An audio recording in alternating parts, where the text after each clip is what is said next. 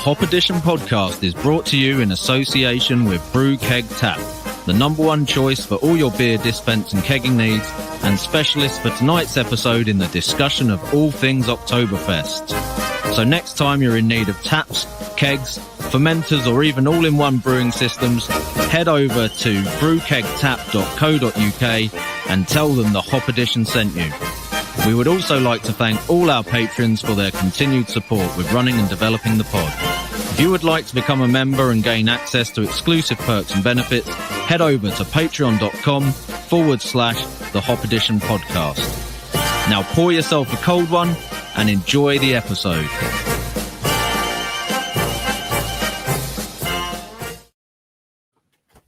Yeah! What can I say? Outstanding work, Tricky. That was epic. Maybe we should stick with that music for forever. Yeah, I think we should. To be fair. Welcome to episode 77 of the Hop Edition. And today we have a very special guest, and that is the man himself in Lederhosen, Jonny from Brew Keg Tap. Hello. He's here. He's come to join us. Now, there's many reasons why we've got Jonny on. Number one, he's amazing, and he's our sponsor, and we love him to bits. But for this particular episode, there's a niche that Jonny stepped into many years ago, I'm guessing, and that's really important to this episode. And that is, Jonny married a German lass, and kind of knows quite a lot about Oktoberfest and German beers, and he keeps telling us we're all paying too much. And then this is what we need. But before I introduce you, Jonny, just give me a second. I've got to say this one. This episode is also brought to you by Beer Merchants, because the guys at Beer Merchants have been really, really, really super awesome. And we've been plastering all over our socials that if you go to Beer Merchants for the Oktoberfest pack, which we've all got, all right, Andy's there with his Spartan, shaking like a true Scotsman at a disco. You can basically get 15% off by using the code The Hop Edition. Now that code runs out on the 30th of October. So if you want beers, excuse me, this German beer is quite gassy. Go to Beer Merchants, put in the code The Hop Edition, and you will get 15% off your order, no matter how big it is. You'll get 15% off because the guys at Beer Merchants are very cool. I had a conversation with a lovely lass. She asked us what we want. I told her, explained the situation, told her I buy all my Oktoberfest beers from there, and that I wanted all of our guests and all of our listeners to be able to do the same. So that's what they did. They sorted us out. So thank you, Beer Merchants, as well as Brew Keg Tap. Chris, anyway, shall we just tell all our listeners which beers we're planning to drink from the festival box? Good idea. That we got go on, from the go on, Beer Tricky. Merchants. Right, first up, we will be drinking the Hacker-Shaw Oktoberfest Märzen. And second up, we will have the Augustiner Oktoberfest beer. And third up, we've got a UK effort, Don Zoco Best Beer. So those are the three. Obviously, there's others in the box, which we may get involved with later on.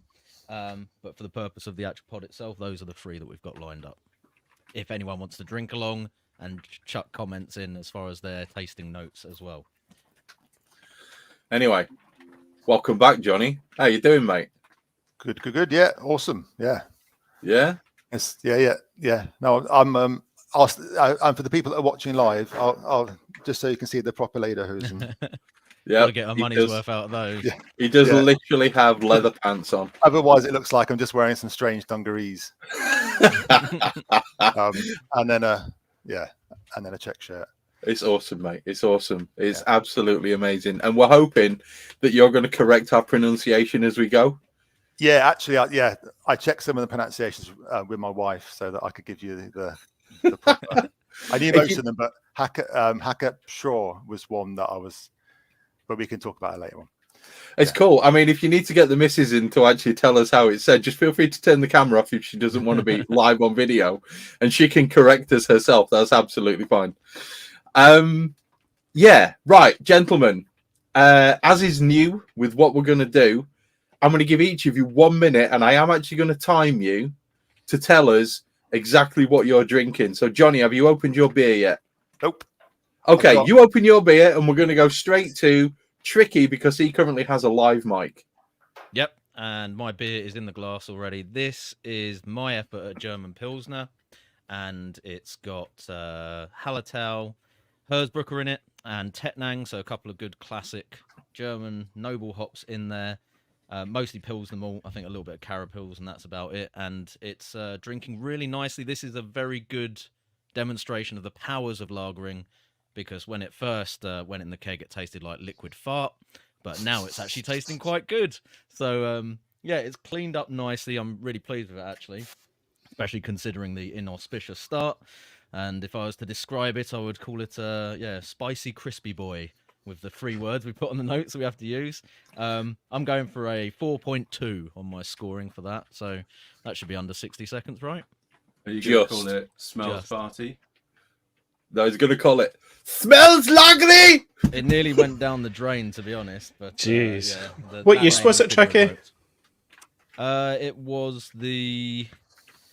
Oh, not come the on. We're Bohemian over a yeast, minute it now. was the Bavarian yeast. Well, they asked me a There you question. It's go. not my I fault. know. was I'm making it up. interested. I'm interested.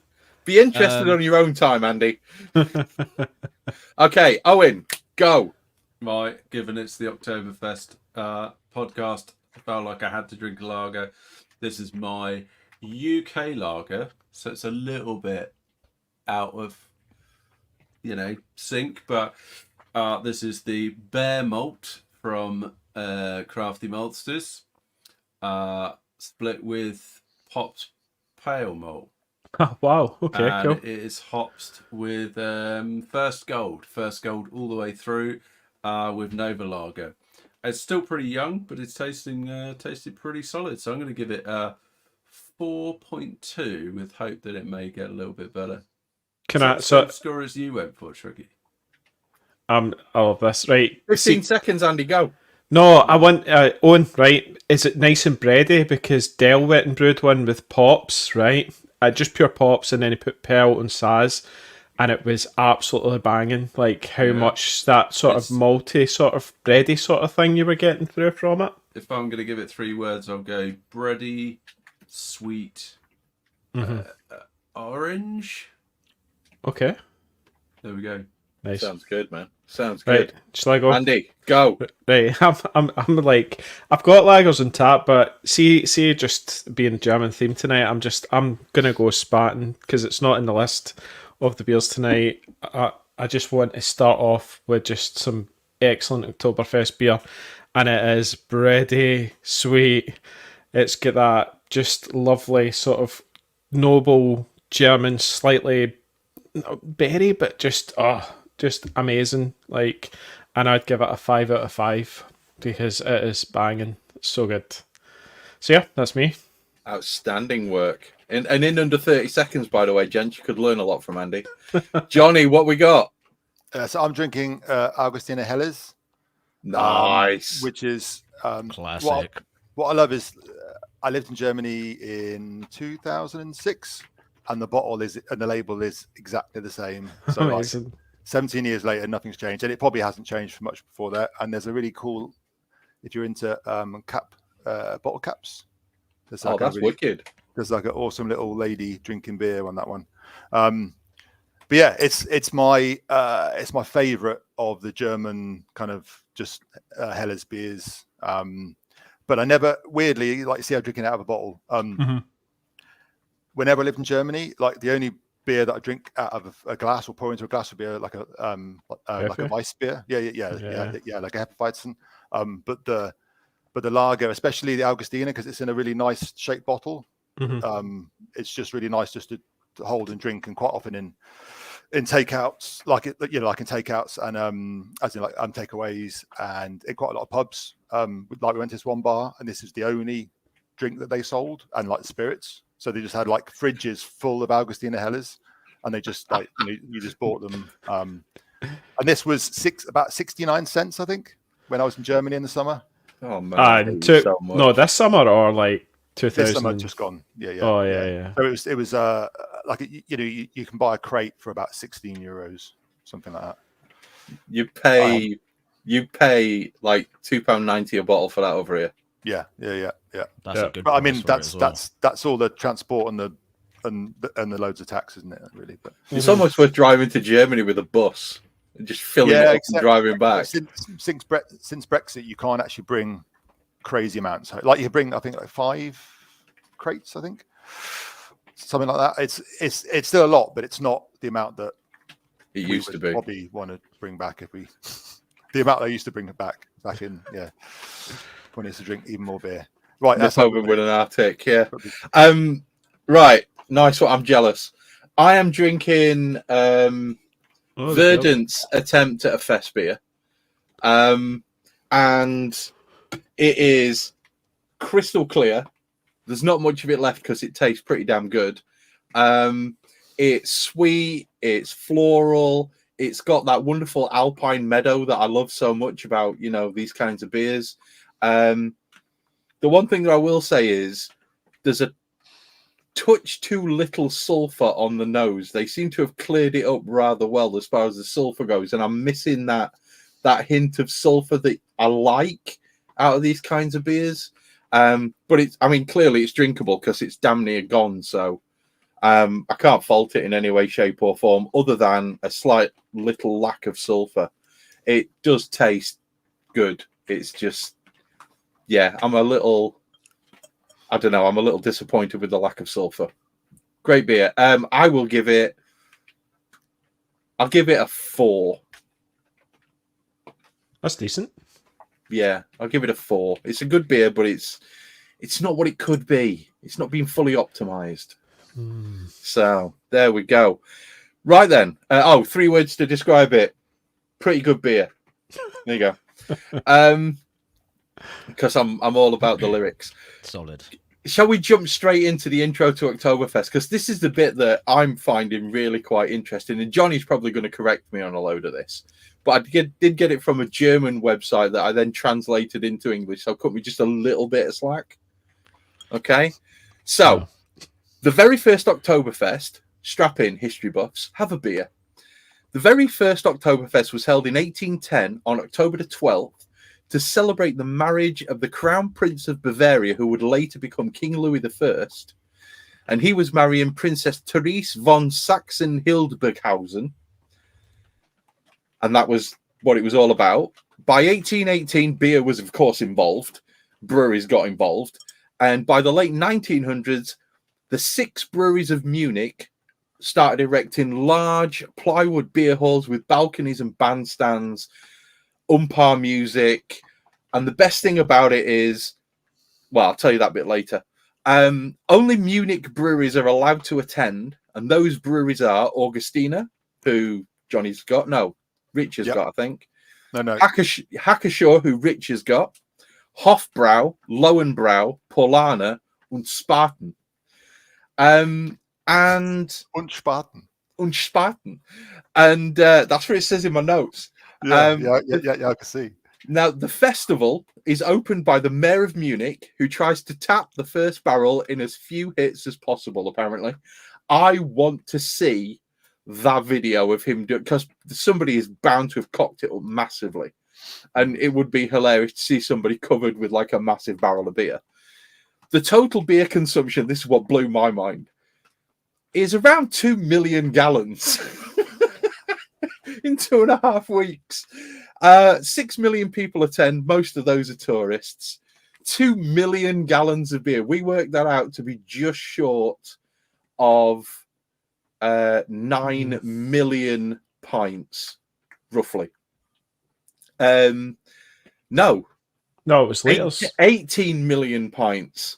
So 9 million liters. The Germans, or more specifically the local Germans, call it the Weissen, which comes from where it is. There you go. See, the Wiesen. Yeah. And it comes from where it was held, called Theresienweiss, or Teresa's Green, named after the bride of the king. Now all that bollocks is out of the way. Let's have some beers, shall we? Does that sound about right? Because let's face it, this is a drink along. This is a drink along, but I did find the history of it really quite interesting. Especially when all of a sudden they're building these massive plywood beer halls with balconies and bandstands, and like there's umpire bands playing, and I read somewhere that there's roughly 3 tons of meat cooked per day. I don't know how accurate that is, but 3 tons of meat. So you've got obviously all of the various sausages. I'm not even going to attempt to try and pronounce them because Jonny will be correcting me all day. But there's so many different types of sausage in Germany. Currywurst, Bockwurst, Bratwurst, the whole freaking shebang. 3 tons. I bet that is an understatement. I bet there is far more than that. Were we not talking about what you call it? How do the breweries actually produce this amount of beer? Because like, I think it was at 2 million. Was it 2 million liters or whatever? Or between them, 1.25 million liters per brewery. We worked it out as. Yeah, so it's be just a lot of kegs floating around. yeah. Johnny, the you've production been levels or the size of the breweries. Yeah, I think part of it is, and part of the reason why, because if you've been and if you look at your Oktoberfest beers, they'll all be like 6%, 6.5%. Is that right? There or Kind of thereabouts, that, yeah. that 5.8 sort of 6% sort of thing. Yeah, because your standard sort of German helles, this is 5.2. Quite often, they're like normally 5.3, 5.4 for helles. And then when you get the Oktoberfest beer, it's quite often like add about a percentage sometimes, and it's quite a lot maltier. And I think because they, as far as I understand it, they brew. It kind of comes from the old times when in the summer they couldn't brew a whole lot because it's just too hot. So the beer just goes. Yeah, it was all up bonkers. to spring, wasn't it? Yeah. So they brew an absolute load in the spring, and they kind of make it extra strong so that it'll last all the way till Oktoberfest or Wiesen. So I mean, I guess they're just brewing. They're kind of getting the stockpile in pretty early in the year, and I guess that's why it's slightly stronger than your average beer, just so it'll last through There's the. got to be a through lot the of heat. advanced planning for that, hasn't there? And Yeah, logistics to deal with. The Germans are good at that sort of thing. Yeah, that's the right Yeah. one. very efficient. Yeah. So Go on then. crack this one. Let's do it. So if you got this beer, the Hacker-Shaw. Yeah, so this is the hardest one to say. So Hacker is like just normal. Yeah. And then how did my wife describe it? She said it's Shaw, but with a whiff of a P at the start. So you kind of go Shaw, like Shaw. So it's Hacker Shaw, like that. Sure. Okay, Yeah, with cool. with a little P. So yeah, if anyone who's watching has got this one, pop it open and we'll be doing a little bit of a drink along. I'll let these guys savour the flavour for a bit because I'm going to do a little bit of historical background as well. I went down a little bit of a rabbit hole myself with the research on this. Let's go. Märzens. So some of it's really interesting, but let's have a little chat about that, and you guys can just enjoy drinking that for a few minutes. So the name, first of all, Märzen, that's derived from März, the German word for March. Am I doing all right here, Johnny? Feel free to Sounds right. correct Yeah. me. Yeah, okay. Yeah. And there's a literal not... reference. I'm like expecting I'm school not... teacher corrections. Yeah. Yeah. I can do that. Märzen. So yeah, literal reference obviously to the time of year that they'd have traditionally been brewed, as Johnny was mentioning there a second ago. Would have been one of the last beers brewed in springtime to store cold over the summer, which relates back to the laws that were enacted, which actually over time kind of created lagers in the first place from much earlier in history. And obviously that conveniently coincides with certain celebrations around September, October time. So the term Märzen was actually first referenced, this was the interesting bit for me, in Vienna in the 18th century, which is actually kind of like the beginning of a bit of a historical and kind of stylistic link between the beers of that region and what we now know as the Munich Märzen. So, and what is associated with traditional Oktoberfest beers. So, originally, back at the very beginning of Oktoberfest, as Chris was talking about, we would have been much closer in style, the beers that were being drunk, that is, to Dunkels. Much more dark, probably a little bit of smoky character in them as well, due to kind of limitations with the malting process at that point. Because if you go back through your history of lagers, generally you'll know that there was a certain point early in that time period where on the continent they weren't actually able to access the lighter malts and so on. So as lager brewing developed, so did the beer served at the festival.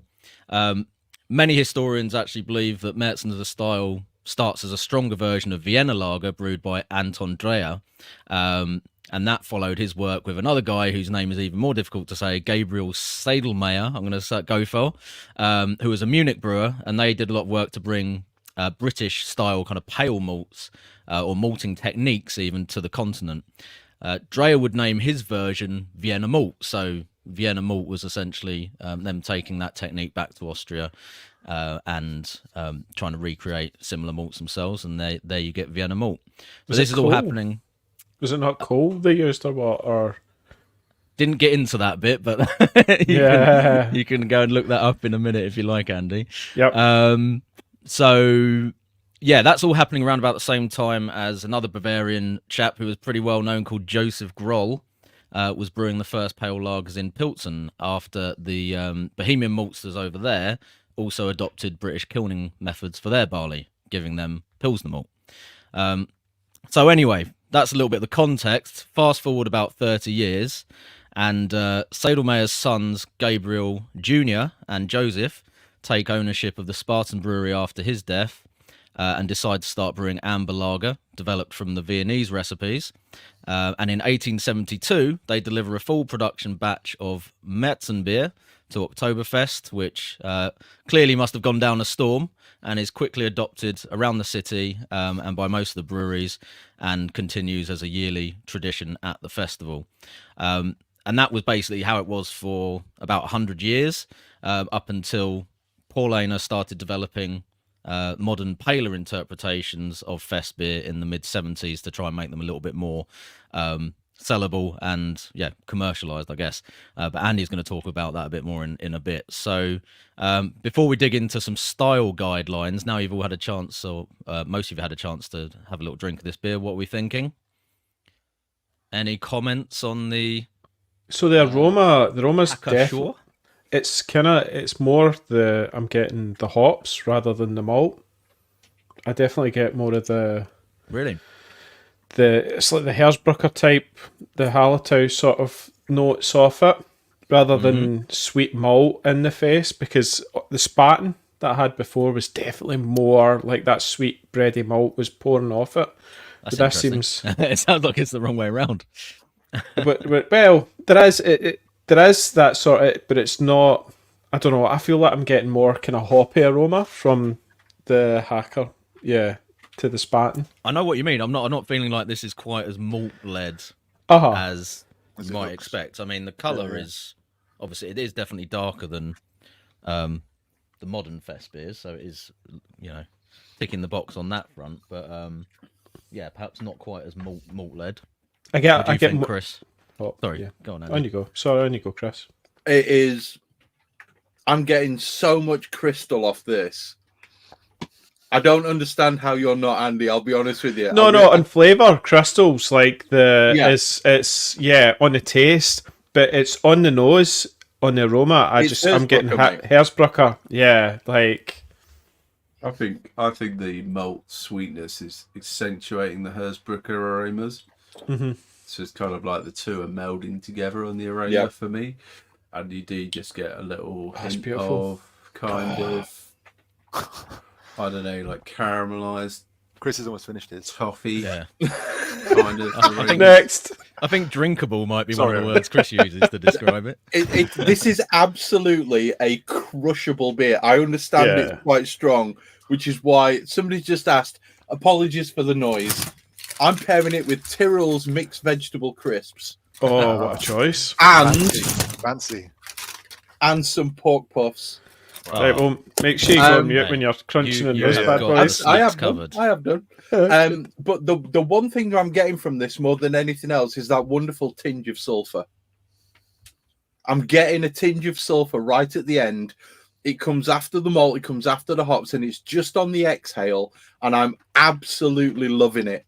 I'm loving it. It's just a tinge, but it's just there, and it's perfect, and it's so tasty. But for me, the caramel malt is playing such a huge part in this beer. That sweetness that you get, that wonderful, that taste, that flavor. Oh my good Lord, I could drink 50 of these. I would be dead, but I could still enjoy right up to the 50th. It is such a great Do you beer. reckon it's caramel malt in there as opposed to just lots of Munich? Question for the...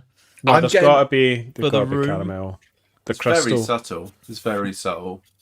I'd say there's getting a lot of definitely sweetness. crystal. So Very, I wouldn't very say well balanced. Yeah, I wouldn't say it was a lot of like dark crystal or something. No. That's gonna be that obvious in there if it is, but maybe some lighter crystal malt in there. I'm going to say, you think I'm drinking mine fast? There you go. Mark says this is gone. Yeah. Gone. So, I mean, if so I was going to criticise it a little bit, head retention isn't great at all on it. I don't know. I'm not being funny. That Who was- gives a shit? It's just still there. The talking BJCP point, Chris. Fucking hell. Judges do. Yeah, there's not much. What do you call it on the glass? There's no lacing. No Yeah, lacing. none. Yeah, that's funny. Johnny, you've had this one a few times, I'm guessing. I'm not sure. How about? I'm not a massive Metzen sort of person. I'm going to say, how do I kick him off? Because Where's the remove? No, dude. That's me. Yeah, it's not. Yeah, I don't mind.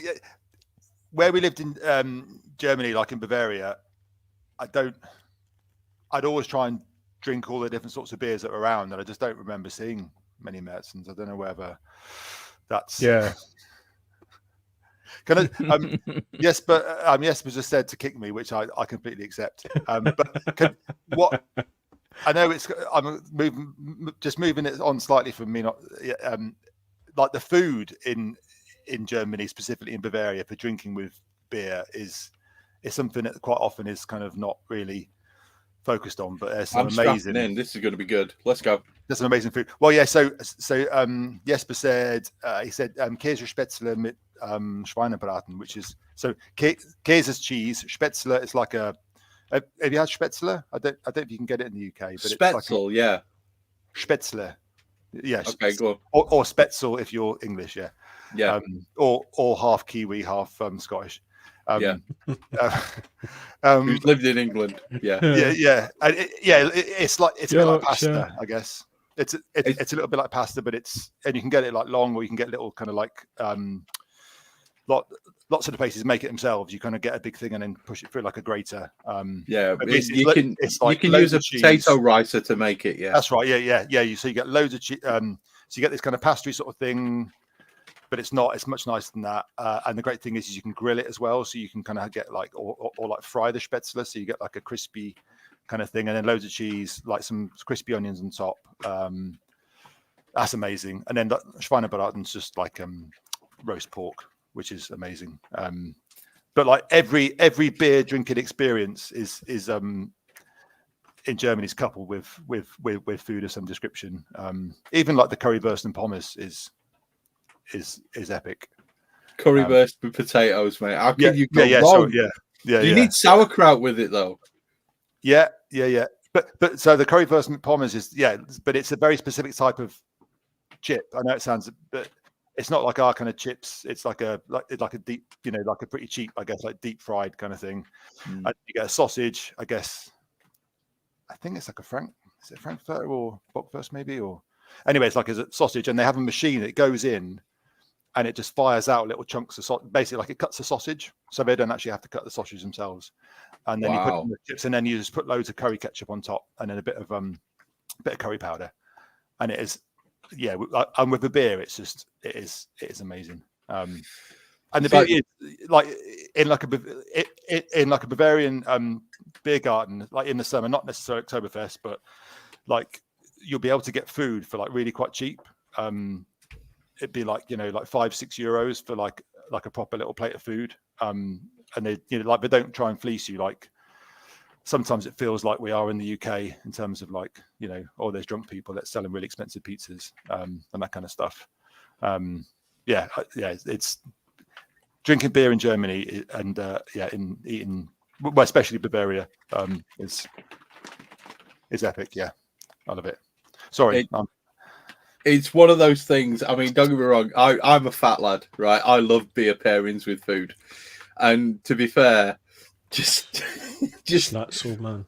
just being able to like think about and there's a very small. It's not very well known, but there is a small German restaurant in Leeds, and they do currywurst with pommes and sauerkraut, and it is absolutely to die for. Nice. And it's not ridiculously expensive, and the currywurst are all amazing as well. They're like made in house. Yeah. Oh my god, it's so superb. A little help with the pronunciation. So like a W in German is pronounced like as a V. So it's currywurst rather than worst. I'm just translating for the plebs, mate. That's all I'm doing. Of course he is. I'm just trying to Of course he educate. is. I love that the German cuisine is just like carbs, protein.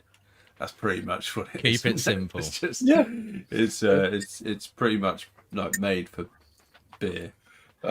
We have our first mistake on the podcast. Mark Colwell made the mistake of pairing his drinks with chili and lemon hummus chips. Yeah, you may as well drink Beck's or Foster's or Carling's. You ain't tasted fuck all for about 3 pints, mate. The subtleties of that Metzen may be lost on you now, Mark, I'm afraid. I have to say, the further down the glass I get and the warmer it's getting, I have to say I can just smell nothing but Hersbrucker. I'm literally getting no other aroma than Hersbrucker. It's stunning. It's such a great beer. Yeah. It's a I think lovely as beer, you for drink sure. as you drink it more, you get like this build up of kind of brown bread. That's what I'm getting. Yeah. This flavour of brown bread. But it's kind of like sweet brown bread. It's Like banging. honey on brown bread. Yeah, It is. That's exactly what definitely. it is. Ah, right, boys. Mine's empty. Let's go. Next one. Oh, hang on, slow down. we've got Calm down, we've calm got down. style Double parts guidelines to right now. discuss here. Oh, fuck, right. I'm just and gonna your go- recipe. Am I? Oh, we're am I going to allowed discuss to- the recipe. Can I do Oh, my yeah, next you- beer? Of course, you go. carry on. Of Go course you for it. can, Go mate. for it. Do you Johnny, you're know the guest of honor. Go for it. Do you know Andex is a brewery? Do you know them? I've heard of them. I don't I think. think you told us about them last time, possibly. I think Yeah, we I discussed think this, probably. haven't I'm just saying all the same stuff, aren't I? Basically. But Andex make a Weiss beer, which is 5.5. This is my favorite Weiss beer. It's amazing. They also do a Spezial, which is like a slightly higher percentage, kind of like Hellas, I guess. But it's about 5.9, maybe 6 something. They do a Dunklers, and I think they do a green one. But basically, this is the only one I buy. That and the red one, which is I think the Spezial. But it's a Weiss beer, and it's rather good. I guess when quite often when you're in a German bar, and if 2 people order Weiss beers at the same time, the lady behind, like the person serving, will often pour both of these at the same time, which is a bit of a and the way to do it. Like, do you want to? Johnny, do you? Because I had good friends from Germany, Antio, and she showed me how you do it. Right, you put it inside the glass, don't you? And then you slowly, right? Yes, show us. You do this that, is it. and Yeah, then you kind of pull it Oh, up. Like hello. this is it. This is it. that. And then Genius. hang Look at on. that. And then you kind of save a little bit, Nice. and then you either swill it round or you put it in a bar. They might put it on the bar and push it backwards and forwards. But you kind of Johnny, swill it that round was to get an the yeast. absolute pro how you did that there. No then you problems. get- Oh, come on. Ah. Wow. To the brim. Look at that. Nailed it. Nailed. Absolutely That's nailed. better than normal. There we go. I've not seen it done that good. Yeah, there we go. So Yeah. there we That's go. spot Like on. a boss, like a boss. And if I could drink one beer for the rest of my life, I think it'd be a Weiss beer. Oh wow. I'm right there with you, Johnny. Because Was you it can that drink one? That one specifically, Johnny? it. Yes. Yeah. Because like the problem is, like in a lot of English pubs, you get like Polana. No, is it Polana? No, Erdinger Weiss Mhm. beer. That's not like. Do you like that? Have you ever had? Mm, In a pinch, but Yeah. not. And I as was the thinking they're first choice. serving it on draft. I think you want to avoid Weiss beer that's served on draft as well. the one Although that Although one I've I made used my to own get Weiss beer. was at Rothaus down in the Black Forest. They Mm. do the Weiss beer as well, which was really good. Yeah. I Yeah, love and the like Hefty. brewing Weiss beers at home is super easy as well, isn't it? Yeah, it's dead cheap. Yeah, very cheap. Yeah. It's the reason why I got into all grain from extract brewing 12, 13, 14 years ago. Because like to make a Weiss beer from extract, you had to buy all the wheat extract and and it was just so, and you had to buy like, each wheat extract back then was like 500 gram thing. And if you were making like a 5 kilo-ish kind of, you'd have to spend a lot of money on just wheat extract, whereas if you're making like an all grain, it's like wheat malt's pretty cheap. And Here's the thing though, right? So when you're doing your wheat beers, right, do you bottle it or keg it? Because keg it, I think. you Yeah, keg, yeah. I haven't bottled the beer for a long time. No, but I'm just thinking. Wonder why you'd say that, Johnny. But I think wheat beers is the funny one where there is an argument to bottle it because then you can get the yeast and all that sort of thing. Yeah, Whereas, you probably wouldn't get something as like as cloudy as that. And especially, I mean, I guess you could just kick your shake the thing keg. around a bit. Yeah. Oh man, it's gassy. Yeah, high carbonation. Yeah, but it's but that's also the nice thing. Yeah, is in a keg, it's just you can have like a little. The only problem with Weiss beer, I guess, although I think you can get half pint. It's not really a pint; it's 500 ml, but like you always have to. I guess the nice thing about having it in a bottle is you're always having, it's like the bottle fits a glass. Whereas what I like about kegs with other beers is you can just have a half if you want to. Like you don't always have to go for the full, 500 ml. Oh yeah. You can go for a smaller glass. So you can have little lunchtime drinks if need be. What's On a wrong with a pint Saturday. at On a lunchtime? Saturday. Sounds good to me. Yeah. What's wrong with a pint at lunchtime? I mean, come on. Little breakfast. Yes, do it. breakfast. Oh yeah. Well, yeah. I think last year. Well, last time I was on, because in Bavaria you wouldn't drink this in the evening if you were like a true Bavarian. Yeah, breakfast beer you were saying before. Yeah. Yeah. And there was I think I said, I don't know if for the benefit of people that maybe listening and didn't listen last time, because that was a long old pod last time. Maybe people, there was a quiz we used to go to, and there's a waitress there, and she always used to say, "Oh yeah, you were the guy that was drinking Weiss beer in the evening." As in, like that's a strange thing, because no one drinks Weiss beer in the evening, really, unless they're obviously tourists or English people, which would be tourists. Right, Yeah, it's a breakfast beer. guys. So the Germans drink Weiss beer for breakfast. Is that right? Well, yeah. So, like in Bavaria, if you went for a proper Bavarian breakfast, you'd have Weisswurst, which are, when you eat them, they look a bit weird. They're kind of like a white sausage, about so big, kind of like irregularly shaped, and it's quite a soft, herby kind of, very, not soft, but very different to our kind of sausage. Very like homogenous in terms of its texture and consistency, but it's inside like a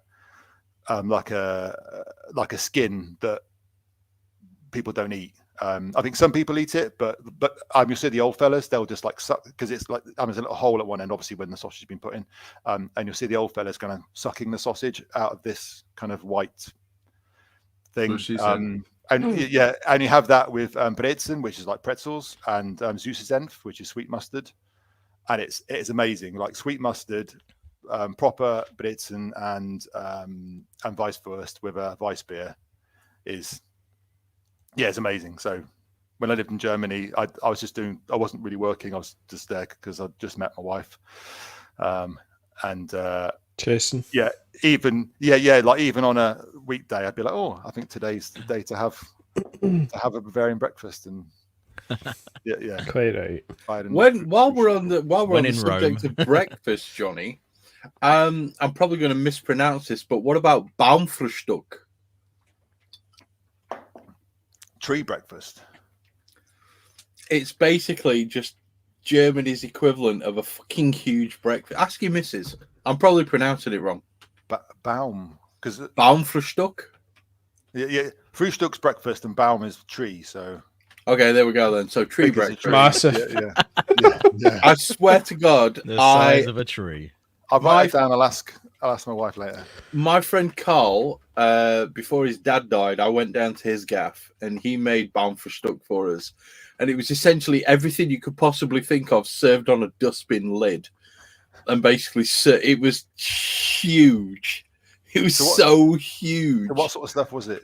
Oh, it was everything. It was sausage. It was fried potatoes. It was eggs. It was quite a lot of bacon, tomatoes. But it also had weird things like sauerkraut. There were pretzels, that sweet mustard you were talking about. Just everything. It was phenomenal. It was one of the greatest things I've ever eaten in my life. I called it. I assumed that Baumfrühstück meant the never-ending breakfast because it never seemed to stop with the amount that you had to eat. It was amazing. Yeah, you need to get onto your missus and find out what that's like because it was brilliant. It might be just some special name that they had it with your friend's family. When you. No, literally, I've Googled it. Oh, really? Okay. Yeah. It's a legit thing. Right, I'm just going to pull this back to the Mets very quickly because we were going to do an example. No, it's cool. It was. Whilst Johnny's doing his research, shall I share my recipe? I was just going to do the vital statistics, sort of guidelines wise, and then we'll do your recipe. Yeah. Go on then. From the BJCP, color range for your Märzen beer should be 8 to 17 SRM, so it's roughly double that if you're working EBC. Gravity 1054 to 1060. Final gravity 1010 to 1014.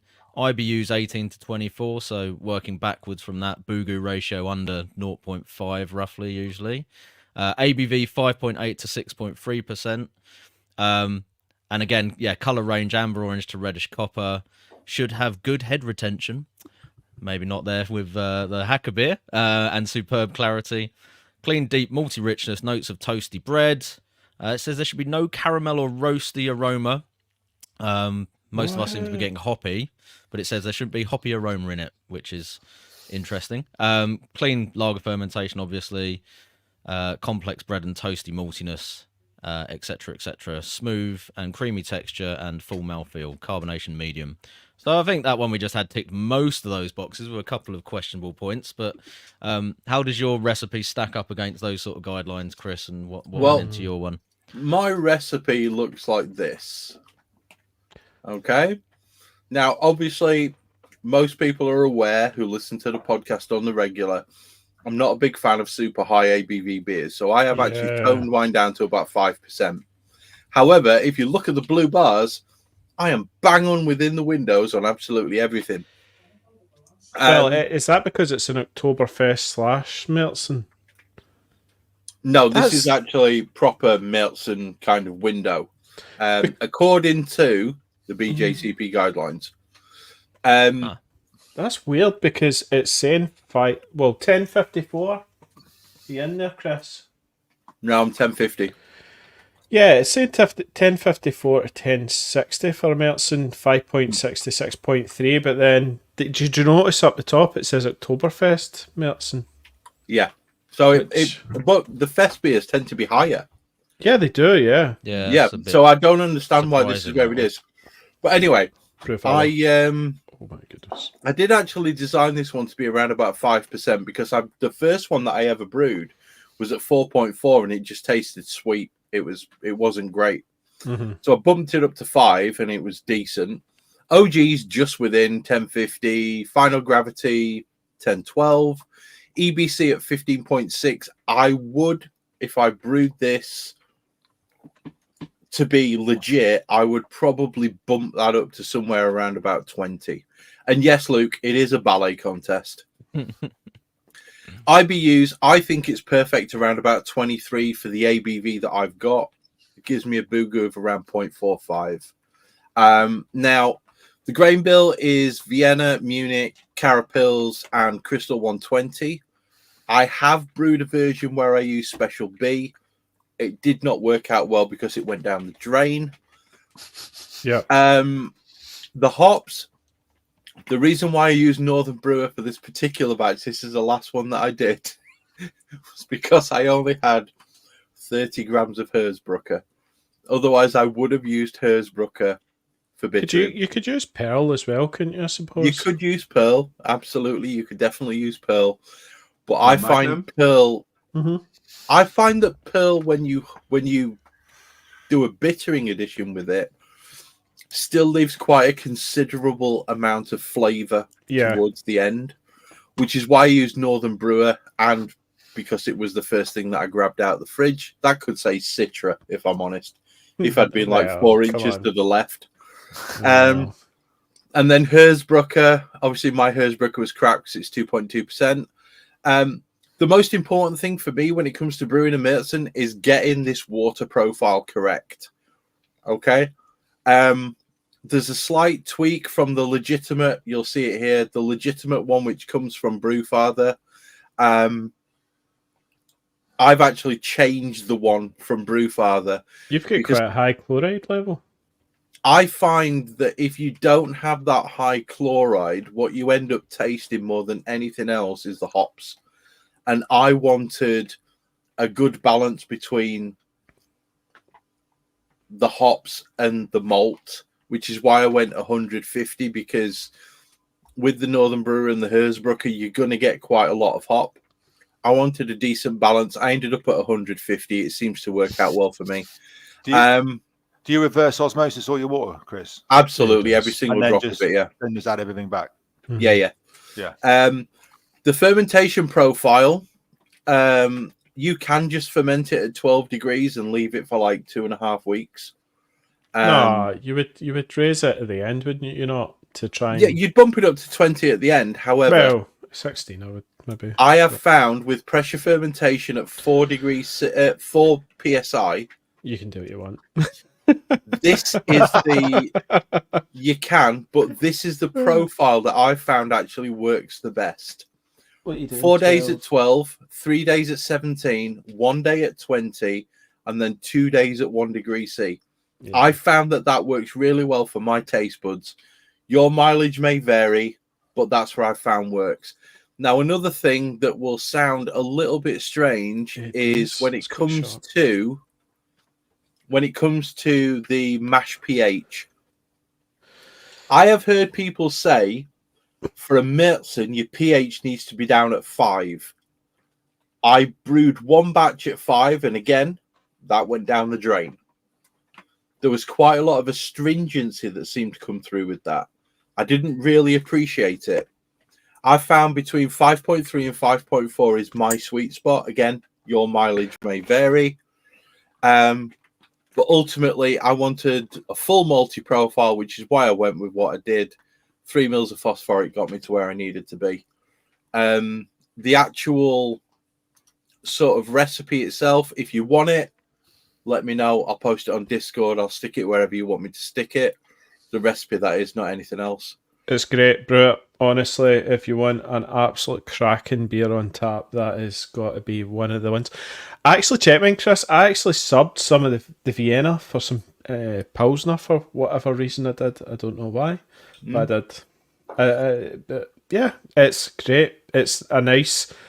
It's caramel. It's probably a malty caramel sort of beer, isn't it? It's just chewy, but like drinkable. It's one of those beers that when you brew it once, you'll want to brew it again. I want to just make a quick note on the yeast. Okay. Now, oh God, I've stopped sharing, haven't I? I need to share the screen again. Give me a second. Right. One thing that I want to say about the yeast, OYL 107, from my research and from what I understand, is exactly the same as Y yeast 820. Is it Y yeast 820? Or is it White Labs 820? Whatever it comes out as 820, from my research, it's literally exactly the same yeast. We love Lance Shaner. He's an absolute dude. And I found that the Omega yeast, and I don't want to throw shade on Y yeast, okay, but I'm going to anyway. 920, Chris. Old Bavarian. Is that the one you're talking about? No, White Labs? no, it's White Eight- Labs 820 Oktoberfest Metz and Lager yeast. Yeah. Oh, 820 is Oktoberfest, yeah. Yeah. That and the OYL 107, from my experience, are exactly the same yeast, and from my research, are exactly the same yeast. I will say that the Omega yeast, for some reason, seems to start faster. I don't know what it is. I don't know whether it's the poor cell count in the Y yeast or the White Labs. But the Omega yeast seems to start faster, and it is also much easier to propagate in a starter. That's just personal experience. Again, your mileage may vary. But one thing that I would recommend with this is, you see, I'm up at 6.1 billion cells here. Don't skimp on your starter. Make a big one. You want that first push of the yeast to be huge. If it's not, you lose some of that sweetness that you really want from this beer. And that's pretty much all I'm going to say on this. But you'll get off flavours as well, Chris. If you don't, make sure you've got a nice, healthy lager yeast. If you're doing wet, always go big. Always go big. Like, is that a 2 litre starter you're really wanting? And a 5 gal? I double step. I go 2 litre, then 2 litre. Yeah, that's what I was going to say. That's good strategy. Wow. Because that's the last thing you want, is an off flavour going on. Coincidentally, I'm just looking at a yeast chart for the equivalents, and apparently, according to this one I'm looking at, 820 is the same as 2206 Y yeast, which is the Bavarian yeast that I put in this Pilsner. So, Oh, wow. Yeah. There you go. But it worked quite well in a Pilsner as well, so, yeah. It's a great yeast, and it leaves a little bit of sweetness. It doesn't ferment out quite as far as some Have you ever done anything with it with a higher sulfate level in it? Because I'm thinking maybe the rhino fart thing I was getting off of it initially might have been down to the water profile that I did with it. Because you always want a slightly higher chloride in your lager. Yeah, I think the chloride you want is higher in a lager, just slightly. I don't like going above 1-to-1. For this one, because it was a German Pilsner, and they sort of emphasised sulfur on it in the description and stuff, I went with a higher sulfur content, which is fine now, but yeah, initially it was horrific. And I'm thinking most of what I was getting, because it has disappeared, was probably sulfurous off flavors, and especially because it had that slightly there you go, whiffy fart kind of thing going on with it. I have played around with Pilsners with 820. I've not played around with Pilsners with 107. But what I would say is, the higher the sulfate, the more astringent the bitterness seems for me with that particular yeast. Right, here's a question, lads. Dry yeast, what would you go for? 3470. There you go. Just trying to think of any other options that you've actually got. Is it Laumann Munich? No, that's their wheat yeast. Diamond lager. Lager. I wouldn't put Diamond in it. Diamond comes out too dry. What's the new one? No more so than 3470. 3470 Nova, is that's a beast for fermenting down low. The thing you want that maltiness from the. You definitely want that maltiness to come through and the sweetness. So, like, you don't want it to go too dry. Actually, yeah. There's not that. That's the trick. trick. Of any other options? Cross my leaf palace. That's what I. There's a few of the. I'm not sure what Hellas is. Sorry, Hell. It's Safflower Gospel of ones. Hells. It's Berlin. It's Thermopils Hell. Sorry, Berlin or something, is it It's not? probably just 34. Most of them are. No, 34.70. I don't think it. I don't think it is actually. Guys, Yeah, I would just like to draw attention to the fact that we have a guest on this podcast. Yeah, He's been sorry, here for the man. last 20 minutes going, what the fuck No. are you talking about? It's just one of the boys. No, yeah, no, we're talking beer. That's all good, man. So, Yeah. But the Frühstück you're talking about was Bauern Frühstück, which means farmer. Bauernfrühstück. Yeah. Farmer's breakfast. Yeah. Farmer's breakfast. Yeah, Right. not Mate, it's Bauern banging. Frühstück. Bauern. Ah. Yeah. Yeah. You see, I'm not flawless. Should we talk about the next beer? I Because think we do need to move on. Yeah. I think we do because I'm about to. This is your bit, Andy. This is your gig. Am I doing this? Right. Okay. Right. So So you've got the notes up and you're following. I actually do, right, Tricky, and I have been like freaking out about how I'm going to talk about this. And see this, right? Okay, here's the thing, right? What's it called? It's Augustina Brau. Augustina Brau. Yeah. It says brand, but it's, yeah. Somebody needs to show me the bottle. Yeah, if you Brau. show me the bottle, has it got an umlaut on the A? It's got a U sort of thing. It's gonna got an be umlaut. Yeah, difficult so for you to that's see it there. that'd be Augustina Brui. Broi. Broi. Brui, Oh, yeah. interesting. So, like So- the A umlaut, it's like Hofbräu, Löwenbräu, like it's Brui rather than Brow. Like everyone says Hey! So everyone basically pronounces it wrong, is what you're telling us. Yeah, And Yeah. you need to remember to Kull and Dunkelhagen. yeah. Right. But the thing is, if you start saying like, "Oh, I'm drinking a Löwenbräu," people look at you and go like, "It's a Lowenbräu, mate. Come on." This is a Hellesbock. Style wise, I don't know if you guys, but it's not fest. It is super clear. Right? It is very clear. It's very drinkable. It's not got any of that caramel sort of thing that we had I'm just in having the a little bit out previous. of the bottle for that proper German experience, Johnny, like you were talking There's about. a definite sulfur note. Yeah, on there the is, isn't bottle. there, Owen? Yeah. Yeah, very That sulfury. what Chris was talking about, that whole sulfury thing. I'm getting it. Chris will enjoy. Oh, it is, yeah. Oh yes, that's Tricky- what I'm talking about, Tricky's gonna be boys. thinking there's a rhino fart in there. What was the percentage on that? 6.3, right? Yeah. Which Yeah, yeah. puts it in. Now what are they? This is Hellas Bock territory. No, But it's- But so imagine drinking liters of the stuff. Oh, it'd be beautiful. Yeah, it'd be good. Well, it You'd would be be, wrecked. and- You'd be wrecked. It'd But be if- good for the first hour. Yeah, I'd be ruined. Yeah, Yeah. Free beers, and that was me. Yeah. With Oktoberfest. Yeah, I mean, you're gonna probably want to drink slowly and Mm. eat a lot in between beers. Well, I'm yeah, the gonna- problem. Yeah, we can talk about etiquette of Oktoberfest a bit later, maybe. But I'm going to be honest with you, Johnny. No, I may fuck be it, Johnny, wrecked. Let's talk about it now. I can absolutely guarantee you there's at least 8 or 10 of these going down before I pass out on a table. so at least when we were there, I remember so it's really quite busy. Like some of these tents have got like thousands of people in, and you quite often have to like queue like to get a place. And so once you sit down, the idea is that, oh, it's so good.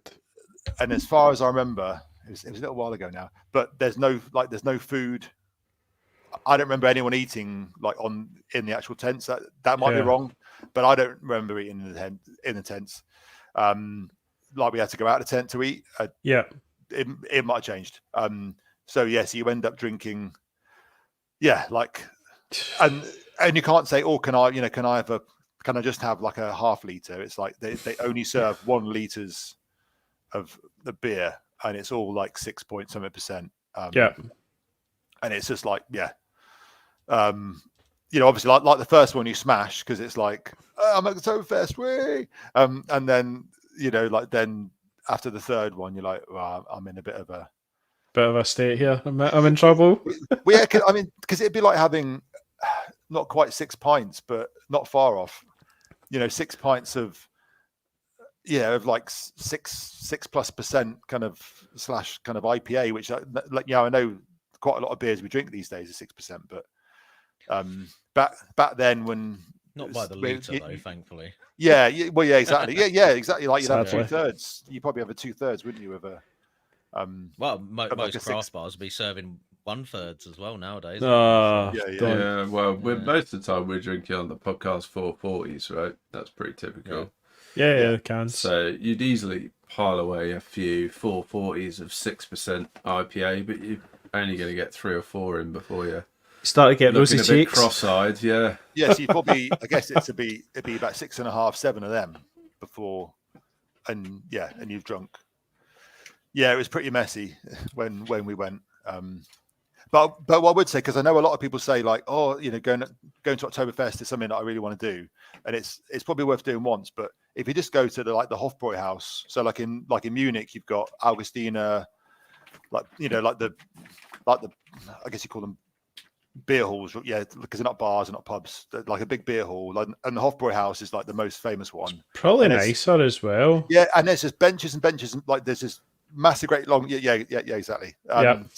So I've been there loads of times, and there's big wooden benches, and everyone just sits together. So after like a couple of beers, everyone just starts talking. So you start meeting everyone around you, and it's just like a real nice. And there's a band going in the background, and they serve food there, and you don't have to buy a liter if you don't want. No, hang on. Well, yeah, you wouldn't have to know. Yeah. No, I think Is it 500 half? And the brewery, they wouldn't let you. You don't have to buy it. Because it's called a Halbers. Yeah, like kind of a half. Yeah. And then if you could get a Weiss beer, then it's just a Weiss beer. I think they actually bring you I think they serve it from the bottle. I think. Yeah, they would. Yeah, probably. Johnny, don't they? I remember from memory. Don't they also do kind of a shandy? That's well. Radler. Yeah. Radler. Yeah. I think that's what my wife drank when we were there.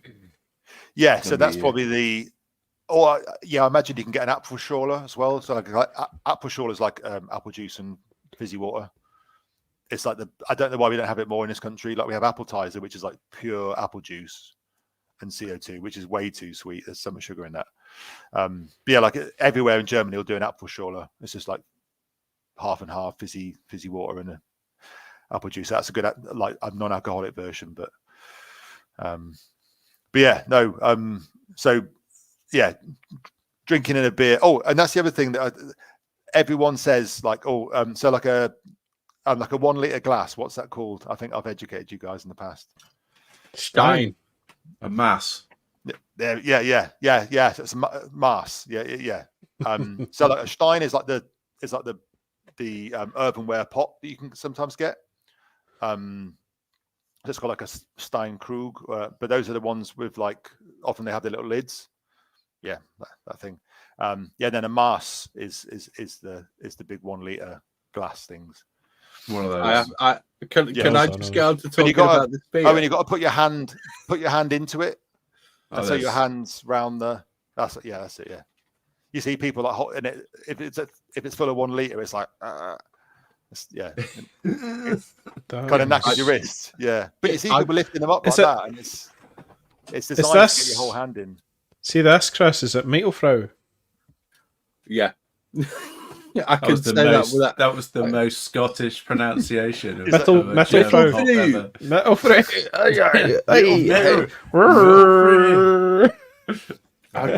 I have to say that this is one of, and I am fucking loving this episode. I've just got to say this. Well, we're drinking German beer. Is it? Where can you beat this? Brilliant, right? This beer for me it's probably about 0.5% too heavy. However, it's got loads of flavour. Just smell it. Smell it. Sit back, relax, just smell it, right? This is a snortable beer, this one, right? The thing that I am finding... Go for it, Johnny. Go. Do what you need to do. Right. This fucking beer, right, is... The sulfur notes are impeccable. There's not too much. There's not too little. But it just tickles your nose, doesn't it? It's beautiful, right? The flavour from the actual malt, which I'm getting, is pure cracker bread. It's pills. Smells proper lagery, this one. That's my input. You're not far wrong there, to be honest with you, right? This is one of those beers where I'm so glad that I currently have 8 bottles of this in my fridge. What? Fuck Tricky. you all. I've got yeah, 8 bottles of prick. it. That's pretty impressive. Okay. This Why have you this got is 8 bottles? Because he's an alky and he loves German beer. because I fucking bought a shitload more. What? Yeah, but I'm like, off the basis of the last box, you just went, that was the best one. I'll have 8 of those, please. Yes. Right, okay, I'm with you now. I was going Okay. to say, that was a bit of a punt if you just went, Right. Yeah. I'll Just get straight 8 of in. them. Fuck it. What have you bought This- 8 of, Chris? I've got 8 of these in the The fridge. Augustina. Oh, nice. Yeah, okay. It's like Right. all of those beers from the little box where we're all saying, like, they're Oh. obviously quite strong, but it's just going down so easy. Yeah, Yeah. they were so good. And that is clearly the thought process behind the modern fest beer is to make something that's going to smash you up, but you're still going to like be able to do This- liters of it. This is just so nice. It's so fucking nice. Andy nailed it. This is Mittelfru all the way through. I know Yeah. I'm saying that wrong, Johnny. I'm sorry. Mittelfrau. This is just No, such No, yeah, no, Mittelfrau. Little Fruit, I think. Mittelfrau. Mittelfru. Okay. Little Fruit. This Yeah. this is just one of those. You in it. Yeah. Would you Oh. call it? Is it a Helles Bock? It's a Helles Bock, isn't it? It's very much Helles, but it's got that stronger 6.3. I don't Nah. think it's quite in Bock territory if you check the Well, guidelines. the guideline says 6.3 to 7.4. So it is. It's I thought right the on guidelines the said it's start. right on the cusp, 6.6. isn't it? Yeah. What does Helles go I up need to? to do Helles it. goes Sorry. up to 5.4. So, and then if you want to go Fest, I mean, it is but Fest, as we know, it talks about caramel biscuity qualities. No. Sorry, the malt does basically- not have deeply Yeah, no, toasted that's caramel biscuit Metz. qualities. I think That's old Fest school beer Fest sits beer. between Helles and Helles Bock Yeah, in it does, terms yeah. of ABV range. It's Yeah. it's a Oh, so really that's- it's a right, really okay. nice range that the Germans have designed. But there's obviously like overlap So- there when you're on the so edges it's- of it, right? So it is a Fest. It's right on the top of the Fest then. Because the recipes probably don't look much different apart from the original gravity, I would imagine, in most cases. Toasted doughy aromatics. Guys, I could sit here and wax lyrical about this beer for an hour. So please, somebody else talk because I fucking love this. And if you guys keep talking, I can drink more. We were No. talking, you just interrupted. Yeah. So I think it is. So is it a Fest beer then? What we're saying? Yeah. Well, I mean, it's sold as a fest beer. It's it right on the literally says it borderline on the between bottle. Yeah. between Moderate that and- malty and the- richness with an emphasis on toasted doughy aromatics and an impression of sweetness. Yes. Low to medium floral, herbal, and spicy hops. Yep. The malt does not have a deeply toasted caramel biscuit quality. Clean lager fermentation. Okay. Yeah. Yeah. Nice. We concluded this is definitely a Fest beer. Yeah, I think so. Oh, good. Good. Yeah. I think I might be Despite, using despite that it. 15% to get some of these beers. I can, It does I can say watch this back. Oktoberfest about 3 times on the bottle, doesn't it? I don't. I It's don't even know got the what it little says. like original. Hey, but the Spartan.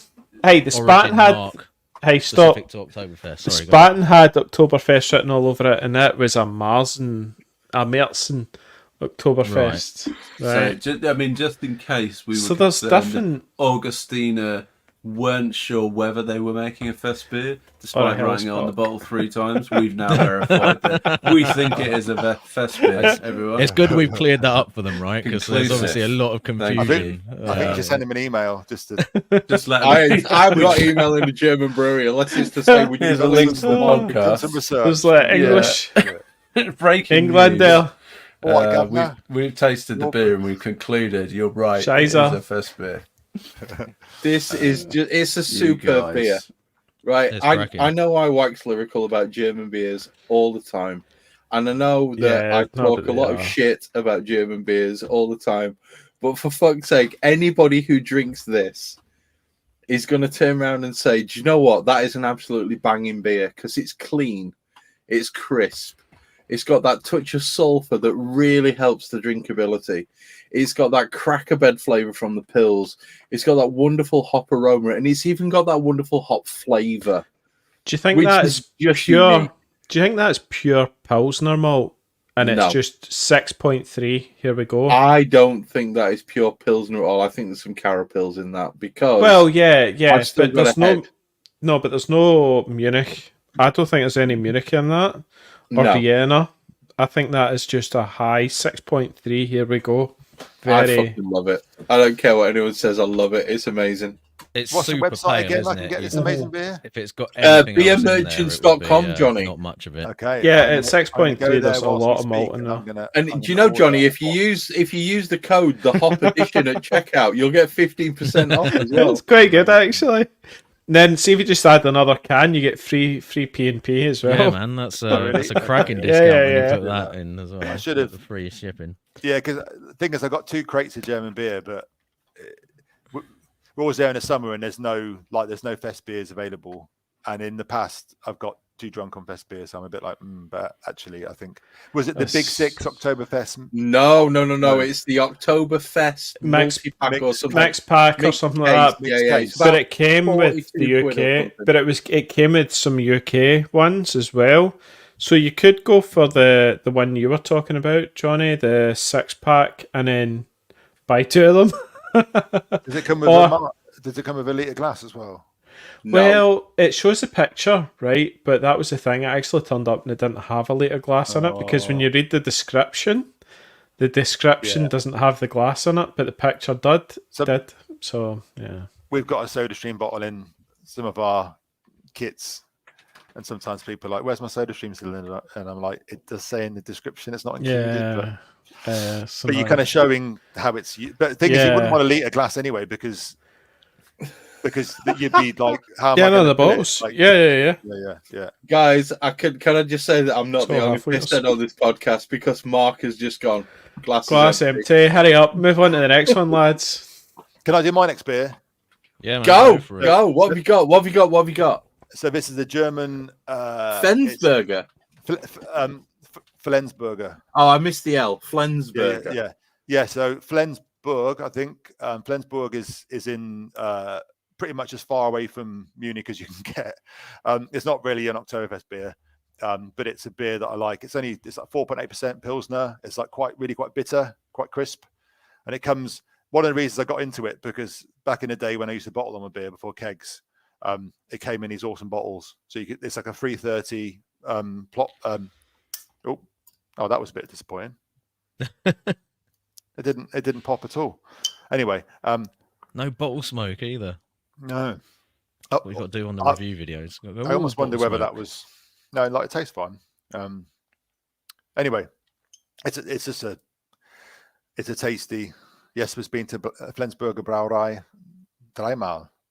That means he's been there 3 times. You probably work that out. But yeah, it's just a tasty pills. And it's what's nice is because the glass is so thick on a summer's day, you can get this out of fridge and it will maintain its coolness. Yeah. Because it's in a cold bottle. Shout out to the Germans for the bottles. Yeah, Like, and on again, all I've the never. beers, they're just Yeah. super heavy duty, reusable. Do they have like I've the? restocked They have to, all of my don't they? bottles with these. Yeah, for, yeah. sending they out have- beer mails and stuff? Do Sorry, they go on. have the?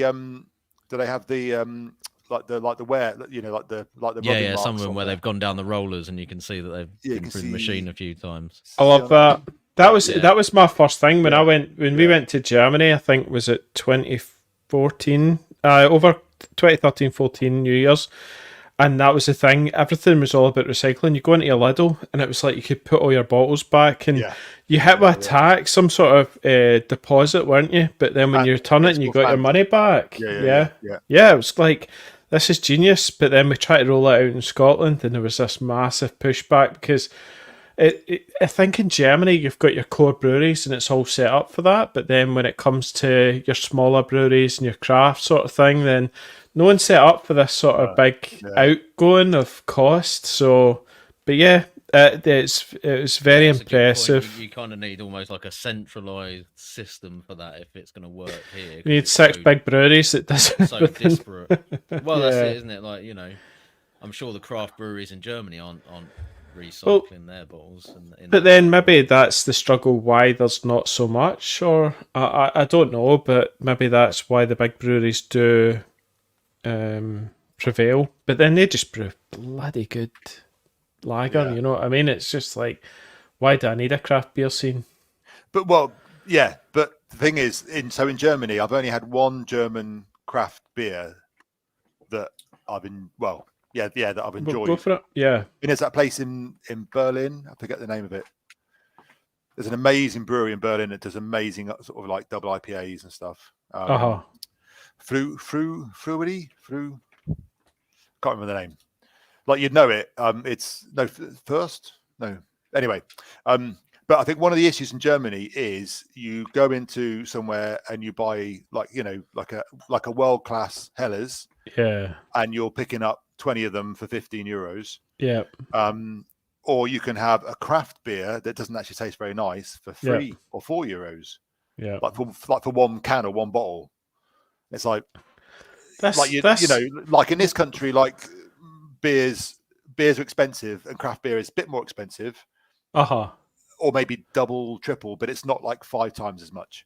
Yeah. So, and if you spend 5 times the money and buy a beer that's not actually that good, as in my experience, unfortunately, like German craft beer breweries tend to not be fantastic, unfortunately. Like you're not going to try again, are you? You know, so Jonny, just out of pure curiosity, why the fuck would Germans brew craft beer when they're brewing this? Well, yeah, no, exactly. Why would That's they the thing, fucking bother?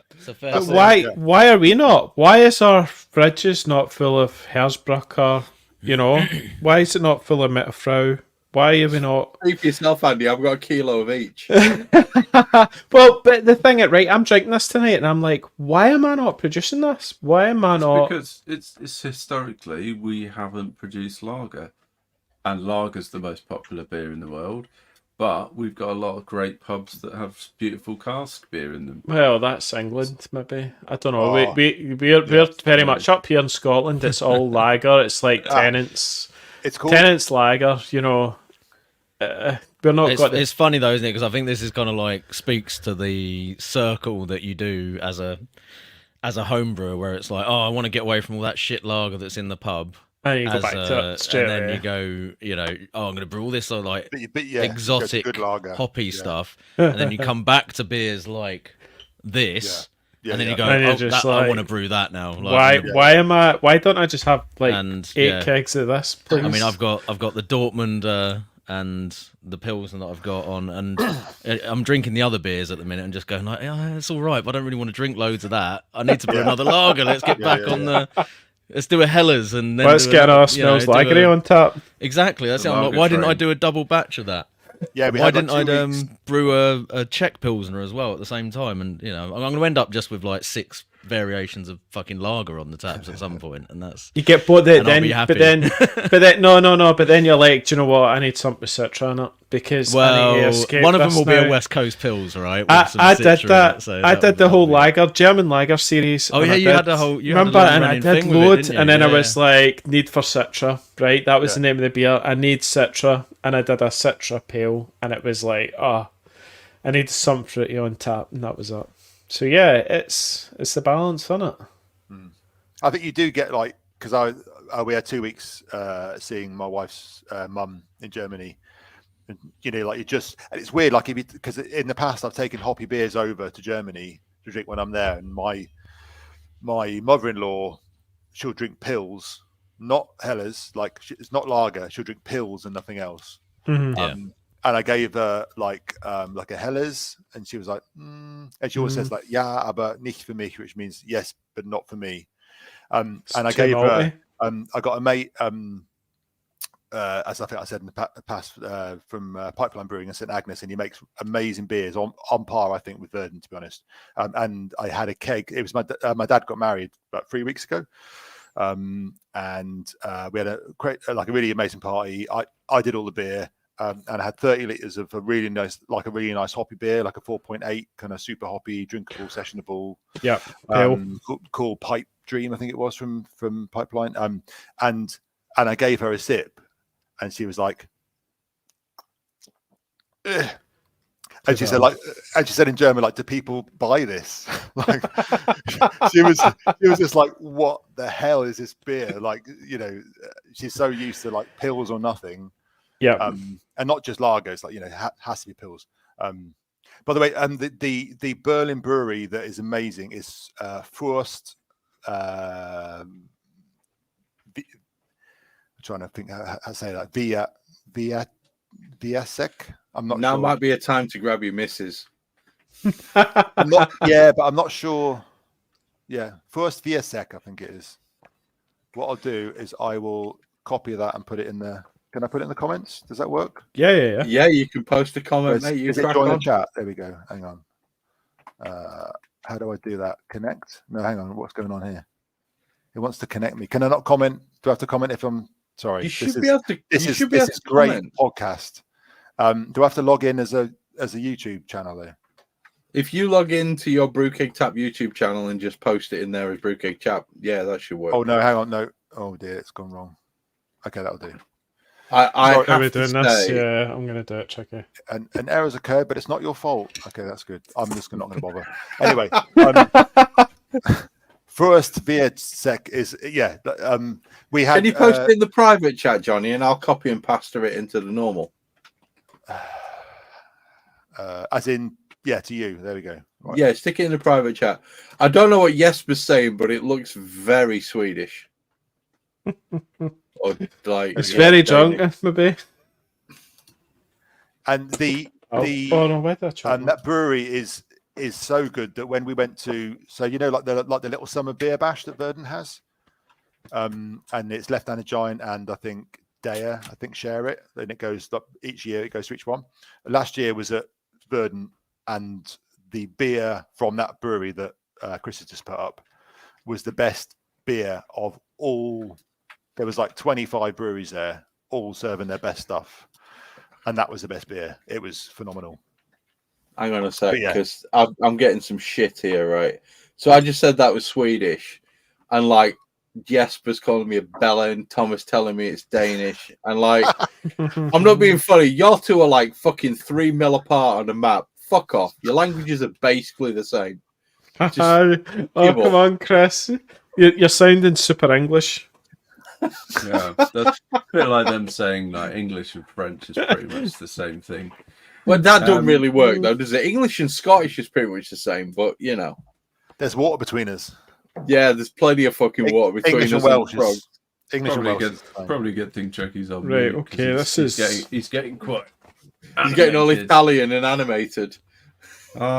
You missed some cracking commentary there, but never mind. Right, that's how much? Fuck How much? off! Get the third beer out. Let's Right. go. Third beer, We have, right? we're way ahead. We're all super way here. ahead. Right, if you guys tried this, how much of a departure is this?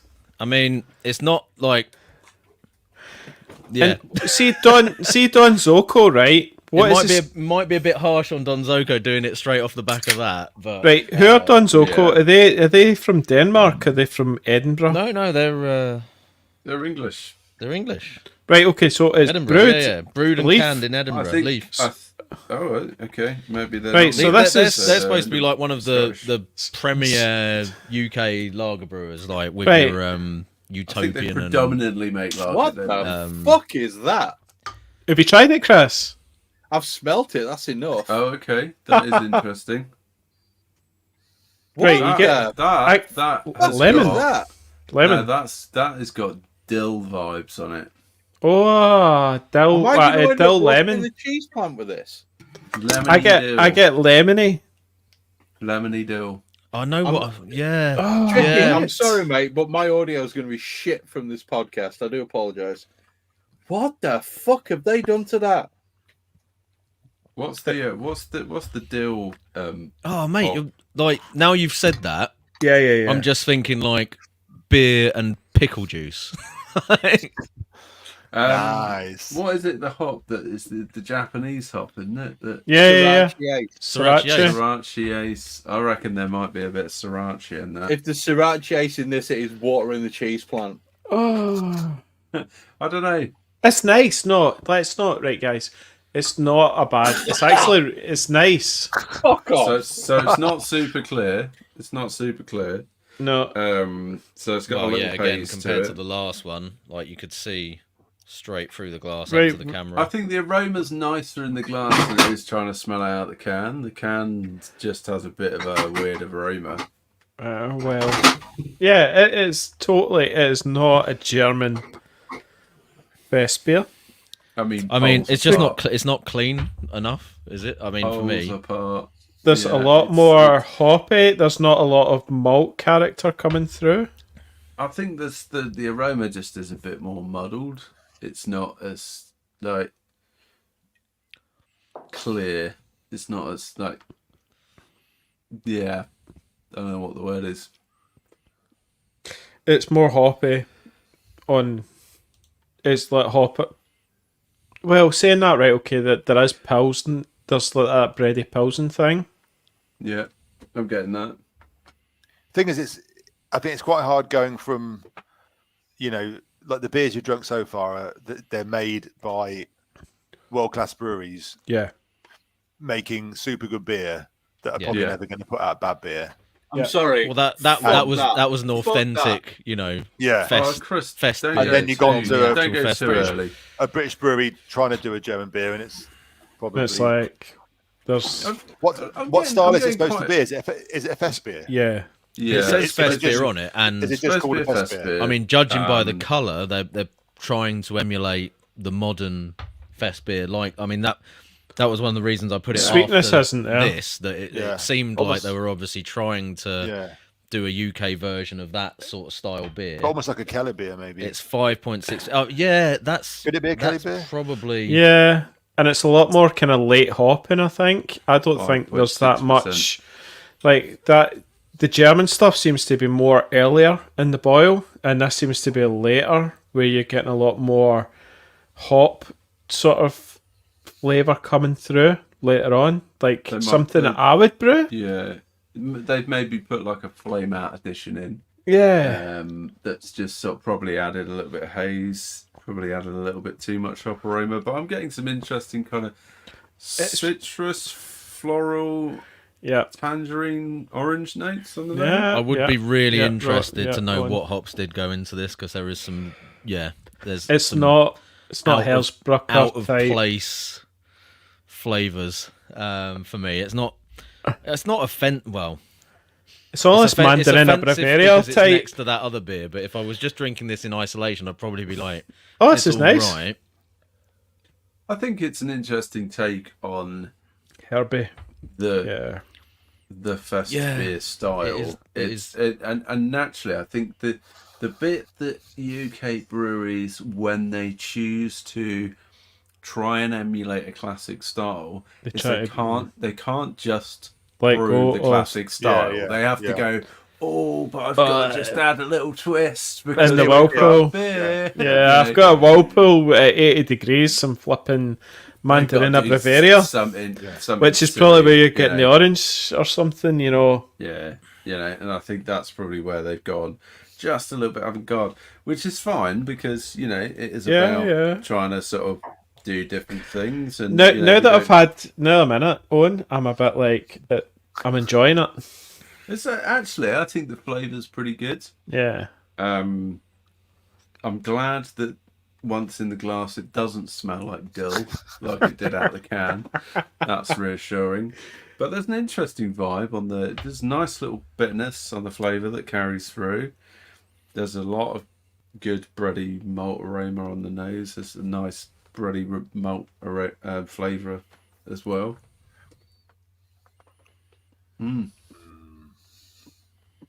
I think that's good. Chris was drinking right at the beginning the Verdant Best beer, which How's that compare? I had the other night, and I thought Yeah. that was excellent. That's That cloudy was as well, really isn't it? good in terms of an interpretation of a fest beer, which I think they've probably scaled down a little bit for the UK market. Perhaps I think that was about 5.5%. All I said that beer was missing was a touch of sulphur. Yeah, they You may have did used say the that, kind of yeah. Nova Lager and whatever. Maybe they sort of killed off the sulphur a little bit. But I've still got the Cloudwater Fest beer in the fridge as well, which I've got no doubt will also be very good. I don't know if anyone in the chat or is listening live has tried that one. That one came in my box. Which one? Sorry, was that own? The Cloudwater Fest beer. Guys, I've seen it. Brett, I've got that one as I well. did drink the Braybrook Metzen last night, and that was, as you would expect with Braybrook. Yeah, Is Brett pretty actually- solid? has Brett put up the hops for this? Because he says, a generous helping of Teton and Blanc, Hallertau Blanc hops give a crisp, bitter Finnish fest beer, a beer worth celebrating with. Hallertau Blanc. That's from Untapped. He's Yeah. just said, yeah. So Hallertau Blanc, I've used that quite a bit. and Yeah, it's- they've gone a bit Nelson. funky there, haven't they? It's like a Nelson, so you should be getting grape. Well, it's not doing great for me, but maybe the thing is, Maybe like, on the nose. if you mix that with Tetnang, you've created a whole different, potential like flavor and aroma profile with it. And There it's, it is. I was thinking like I was going through a list of herbs just Spicy now because I grape. was like, yeah, dill, and I was thinking there's something else. There's like a savoury thing. I was thinking there's like almost a tarragon type. They have. I would thing agree with coming the Or from- like a tarragon thing. marjoram. Do you know what I mean? Like a little, yeah, it's it's like savoury, herbal kind of taste. It's not. It's I gonna am be honest warming to to that. it the more I have. I haven't gone full cheese plant I mode actually, like Chris. but- I actually think. Did you No, say- it's, you it's didn't- still in the glass. You didn't cheese plant it, okay? Owen said, "Don't be hasty, Chris." I thought, do you know what? I'll believe Owen. I'll calm down. And in reality, I just want to open this and put it in. See, Right, I the don't blame you, Braybrook Chris, is but gonna I'm- be but next level it's- compared It to is that, to be warming. fair. I'm warming to it. There see probably now I is- know it's Hallertau Blanc. That I've used Hallertau Blanc a lot, and the Tetnang is putting a spin on it. But then you can now that I can taste it, like if you think about a spicy grape thing, then try it now. That knowing that it's like almost like a spicy Nelson, but it's just more kind of German. That it is that. I'm just not a fan of that combination of hops at the moment. I it's am not a fan at all. It's not working for me. I don't think. I'll be I'm honest. enjoying it. I don't think it's that I- offensive. I like it. I think it's all right. It's just it's got. It's not a fest beer, right? It's not. No. It's not. not a It's a fest strong beer. pills. That's all that is. Yeah. And even That's then, just a strong even then, pilsner. it's a modern- It's probably a little bit muddled in terms of kind of flavour. It's got a little bit too much bitterness. It's not got huge amounts of malt backbone. It's a little bit confused in terms of its hop flavour profile. It's not sharp. I wouldn't have said it's a brilliantly crafted fest beer. No, That's my conclusion. I think you could put it in that whole British,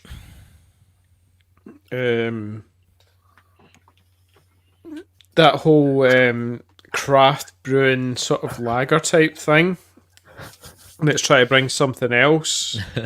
That I think that's Yeah. maybe where it sits. It is. Oh, Chris. But Get it. why fuck something that's perfect in the All first I Johnny, can who say do you is think out of the the UK cheese plant breweries enjoyed does the impression of German beers best out of your West. experience? West Brewery? Come on. I think, because we go to Germany a fair bit, I never have to resort to the English versions. You're not even bothering. Yeah. We've, Forget that. so just to educate, It's fair enough. I'm going hoppy pretty much. Why Yeah. go Guys, second guys. best? Your stouts, generally. if you want to get German beers in the UK, then just go to West Brewery. Genuinely, in Glasgow, they way back in the noughties, early noughties, they set up a brewery, and it's almost in the East End of Glasgow called West, and it was like Wetzel Stewart. It was a It's couple. in the East End of Glasgow, but it's As but it was Wetzel Stewart, I think it was. Ah, okay, She was right. German, he was Scottish. She actually ended up taking the brewery. They divorced and all that sort of thing. But she took it forward. They were on Dragon's Den, right? But they set up this wow, cool. amazing German brewery in Glasgow, and they've got cracking beers. Oh, sounds That you, good. yeah, it just because we couldn't get German beers in Scotland at the time back then, and now you can, I suppose, but just that whole the Hellas and all that sort of stuff, they brought that, and that was my first introduction to craft brewing, I suppose, but it was just bringing the German style over to Glasgow. Yeah. But yeah. It always impresses me that, because when I drink a beer, I'm like, that's a tasty beer. And I've got an appreciation of obviously like hoppiness, bitterness. But then when someone's like, it's got a hint of tarragon, or like it's got like, I'm just like, I don't know what tarragon tastes like. I'm always, when you guys are tasting your beers and you're just coming up with all these adjectives, I always feel a bit inferior. Johnny, don't know whether that's with a something you great do. disclaimer, you're You not don't. inferior. You You're don't. not inferior at all. Johnny, if you'd spent 350 hours chatting online every Saturday night, Yeah, you tasting try, beers, yeah. you know, you might get as pretentious as we are. Yeah. But the thing is, so my my wife and my mum was like you give them a beer, and they'd be like, oh, I can really taste, and they'd be able to come up with these like, I can taste a hint of this, and I can taste a hint of that, and I drink it, I'd be like, no, I can't, I don't, and I don't know whether I've just deadened my taste buds somehow, but it's just interesting. It sort of interests me whether you can learn to be able to appreciate a beer and be able to pick up those subtleties and describe those kind of like, those subtleties of a beer, or whether it's just, like are your taste buds just what you have, and do some people have like, because I think like genetically some people are super tasters, aren't they? They can taste a lot of stuff, whereas It's just learning how to describe it, Johnny. It's like, because I've heard people say, right, everyone can taste the same, but it's just being able to describe it is the next thing. So you can distinguish between tastes, that's different to that, but actually being able to describe it's the next level, and that's where your BGCP judges can actually then be able to describe what they're tasting. But that's true. part of That's me kind of learning wonders- palate. That's training your palate to be able to go, I'm tasting something. And actually, the best way to do that is to do exactly what we're doing now and all try the same beer. And then be able to kind of feel like I'm missing out a little bit, because it'd be really good to talk to tasting each other about it, because someone will go. But there is a kind of influence. There is a bias, because someone like earlier, I went, oh, it smells like dill, and everyone's going, oh Getting it. You get that idea in your mind. And you kind of get it out, But I find that there's a journey I'm on at the minute, and it's all about, if you watch my videos on YouTube, by the way, Andrew Lynch, Hyro Brewer, right? But it's all about it's about trying different hops and dry hopping, and then starting to get those flavours. So now Hallertau Blanc is one I'm super familiar with actually now, and see when Brett came out in the chat about Hallertau Blanc, now it's just like, oh my god, I know what Hallertau Blanc is, and now I'm starting to pick it out. It's flowing at me just now. So it's about, I think as homebrewers, it's about going and exploring all those different hops and trying different batches constantly of how to store those in your memory, and then it's how to then the combinations. So next thing's about combinations. So like Tettnang and Hallertau Blanc, but like we you go to the originals and they're like, oh, it's just too good. You know what I mean? And it's like, wait, how do we separate between the modern and now going back to the traditionalist sort of thing? And like, it's all exploring as a home brewer. It's amazing, right? There you go. Speech. So what was Whenever me and my wife start I speaking, know. Kids, like our kids start going speech. Stand up. Like if ever you start sort of like saying something like, the kids just go speech. Right, can we do that to you now, Johnny? Speech. We'll do it later. Yeah, we'll do it later. What was interesting, actually, when we had a point in the notes here, which I actually read in a separate article, was if you go to the US, their interpretation of fest beer, broadly, and what is produced by US, assumably craft breweries, is a Märzen, as opposed to the predominant understanding of fest beer in they're producing Germany or the UK. Actually, is just a strong golden German lager. So they're producing the Hacker. Yeah, for sure. And then I was looking. Then we're like, oh, is it this? Yeah. I was looking through the BYO big clone recipe book, and all of the Oktoberfest beers in there were American versions of the Oktoberfest. Victory They're malt. all basically really strong Mets, and so it was loads of Munich, loads of other character malts in there or whatever, and and it wasn't anything like what the modern fest beer recipes look like if you find those ones. So yeah, So, interesting. for any of our American listeners, take note: the fest beer is not just a Metzen. There's a wider world of fest beer to enjoy. Yeah, there's the hit. It's almost like what we were saying earlier. It's like that, well, fest beer, but it's not that whole malty caramel thing. But then, what? The malt caramel thing is so good. Yeah? Chris, come on. I had to get rid of the taste of that Donzoko shit 'cause it was fucking horrific. So, in case you haven't noticed, I've been munching on the pork scratchings and then absolutely smashing the beetroot crisps. Nice. I am currently absolutely fucking nailing this Braybrook Harvest Fest beer. I know Yeah, if most of anyone's you got that, go and get it next. Seriously. Okay, Like, right, Braybrook? well. Where's that It's from? one of those beers where you drink it and you go, They're "Do you know Market what?" Harborough. They're not too far Okay, away from me. Right. Yeah. You drink this beer and you go, "Do you know what? They actually know how to brew German beer." It's fucking superb, right? Well, their Hells Sulfur notes. is legit. Like, could be a benchmark. Hells. I'm sorry, Tricky. They're Fest beer. They're Hellas. all they're of them. Bock. Yeah. But what's great is They're they put it in all- a German style bottle, haven't they? Yeah. They put Little dinky ones. Yeah. It's absolutely fucking amazing, right? And no, Mark, unfortunately, it is not in the box. But if you use your 15% discount, It's in the code box. correctly- It was in the box. No, not the. Braybrook was. I've got it. Yeah, that's where I've got mine from. You Yeah, got yours Chris. as well. Yeah. That's why I've got two of them then. Oh, get it next. I'm doing it. It is absolutely fucking superb, right? It has got just the perfect amount of malt, perfect amount of hops.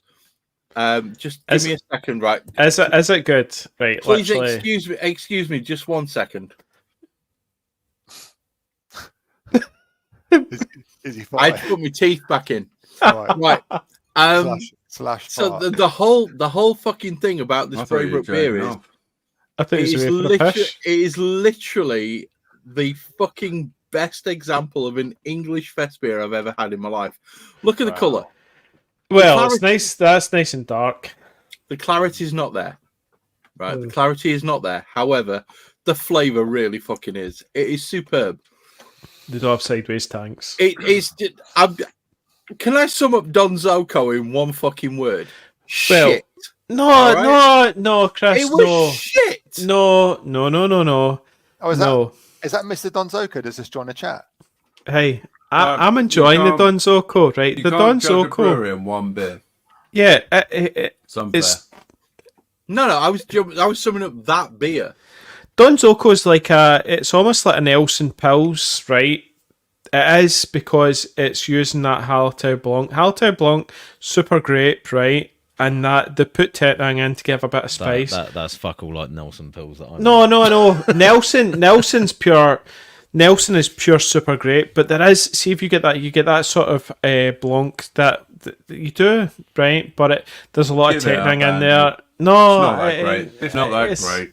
Just I'm enjoying admit it. I am actually No, enjoying this, right? I'm enjoying it as well, but it's not. No, I It's got not an the Augustina Spartan Fest beer. Oktoberfest out instead, and it's just like that's back to the good stuff. Yeah, you're right. Yeah, Oh yeah. Right, gentlemen. I'm in a rabbit hole. In order to basically give Jonny 20 minutes with the guys, okay? What am I Plus- drinking? Mark, I'm drinking this. I'm Let's get drinking the Braybrook. Braybrook's Harvest Fest beer. Get It's it. an I'm doing absolute it banger. next. And if you don't have it, you missed out. Now, excuse me. I may be slightly drunk right now. One thing that I want to say is we have a small announcement to make, okay? And it is with a heavy, heavy, heavy heart. We have to announce that our sponsorship, our partnership, our amazing unity with Brewkeg Tap is coming to an end. And I honestly thought that I wouldn't cry at this point, but I've actually got tears welling up. Please. Jonny has been a supporter of our podcast since the very first time that I messaged him and went, do you know what? We've got an opportunity to sponsor a podcast, to get a little bit of advertising, and for us to be able to tell people just how fucking awesome you are. And I don't want anybody to think that Jonny is any less awesome just because our little partnership is ending. If you want anything to do with taps, if you want anything to do with piping, if you want anything to do with stuff with a Zilla on the end, if you want anything to do with amazing customer service, if you want anything to do with dealing with an absolutely awesome human being who will bend over backwards to make sure that what you want is available, I'm not bending over backwards for you, Chris. Well, backwards is all right. Just don't bend over forward. General He's customers, not yes, that but helpful. But not you. Sorry. Right. Jonny is an absolutely superb man. He is literally the de facto point of what it is to be a brilliant business with amazing customer service that sells things at an incredible price. Okay? I don't want anybody to think that in any way this is a reflection upon Jonny. I love Jonny, and I will still go to Jonny for everything that I need as far as kegging and dispense, and more importantly, so you can express that love. Mate, you're getting a big kiss right on the fucking forehead In the physical sense. Yes, this is Record. if you need a drip tray, if you don't go to Brewkeg Tap, you're doing something wrong. Yeah, that's I true. should say actually, so the most recent drip trays that we had, they're not up to our normal spec. So if you want no. but it means that you can save quite a lot of money on them because we're selling them for cheap. There you go. Buy a cheap drip tray from Jonny. But the ones that wrap around the towers, they are amazing. They are, but the ones like the drip trays that you have to Put on it, the two screws. Yeah, you screw into your fridge. Yeah, so the warm out drip trays for some reason. What happened?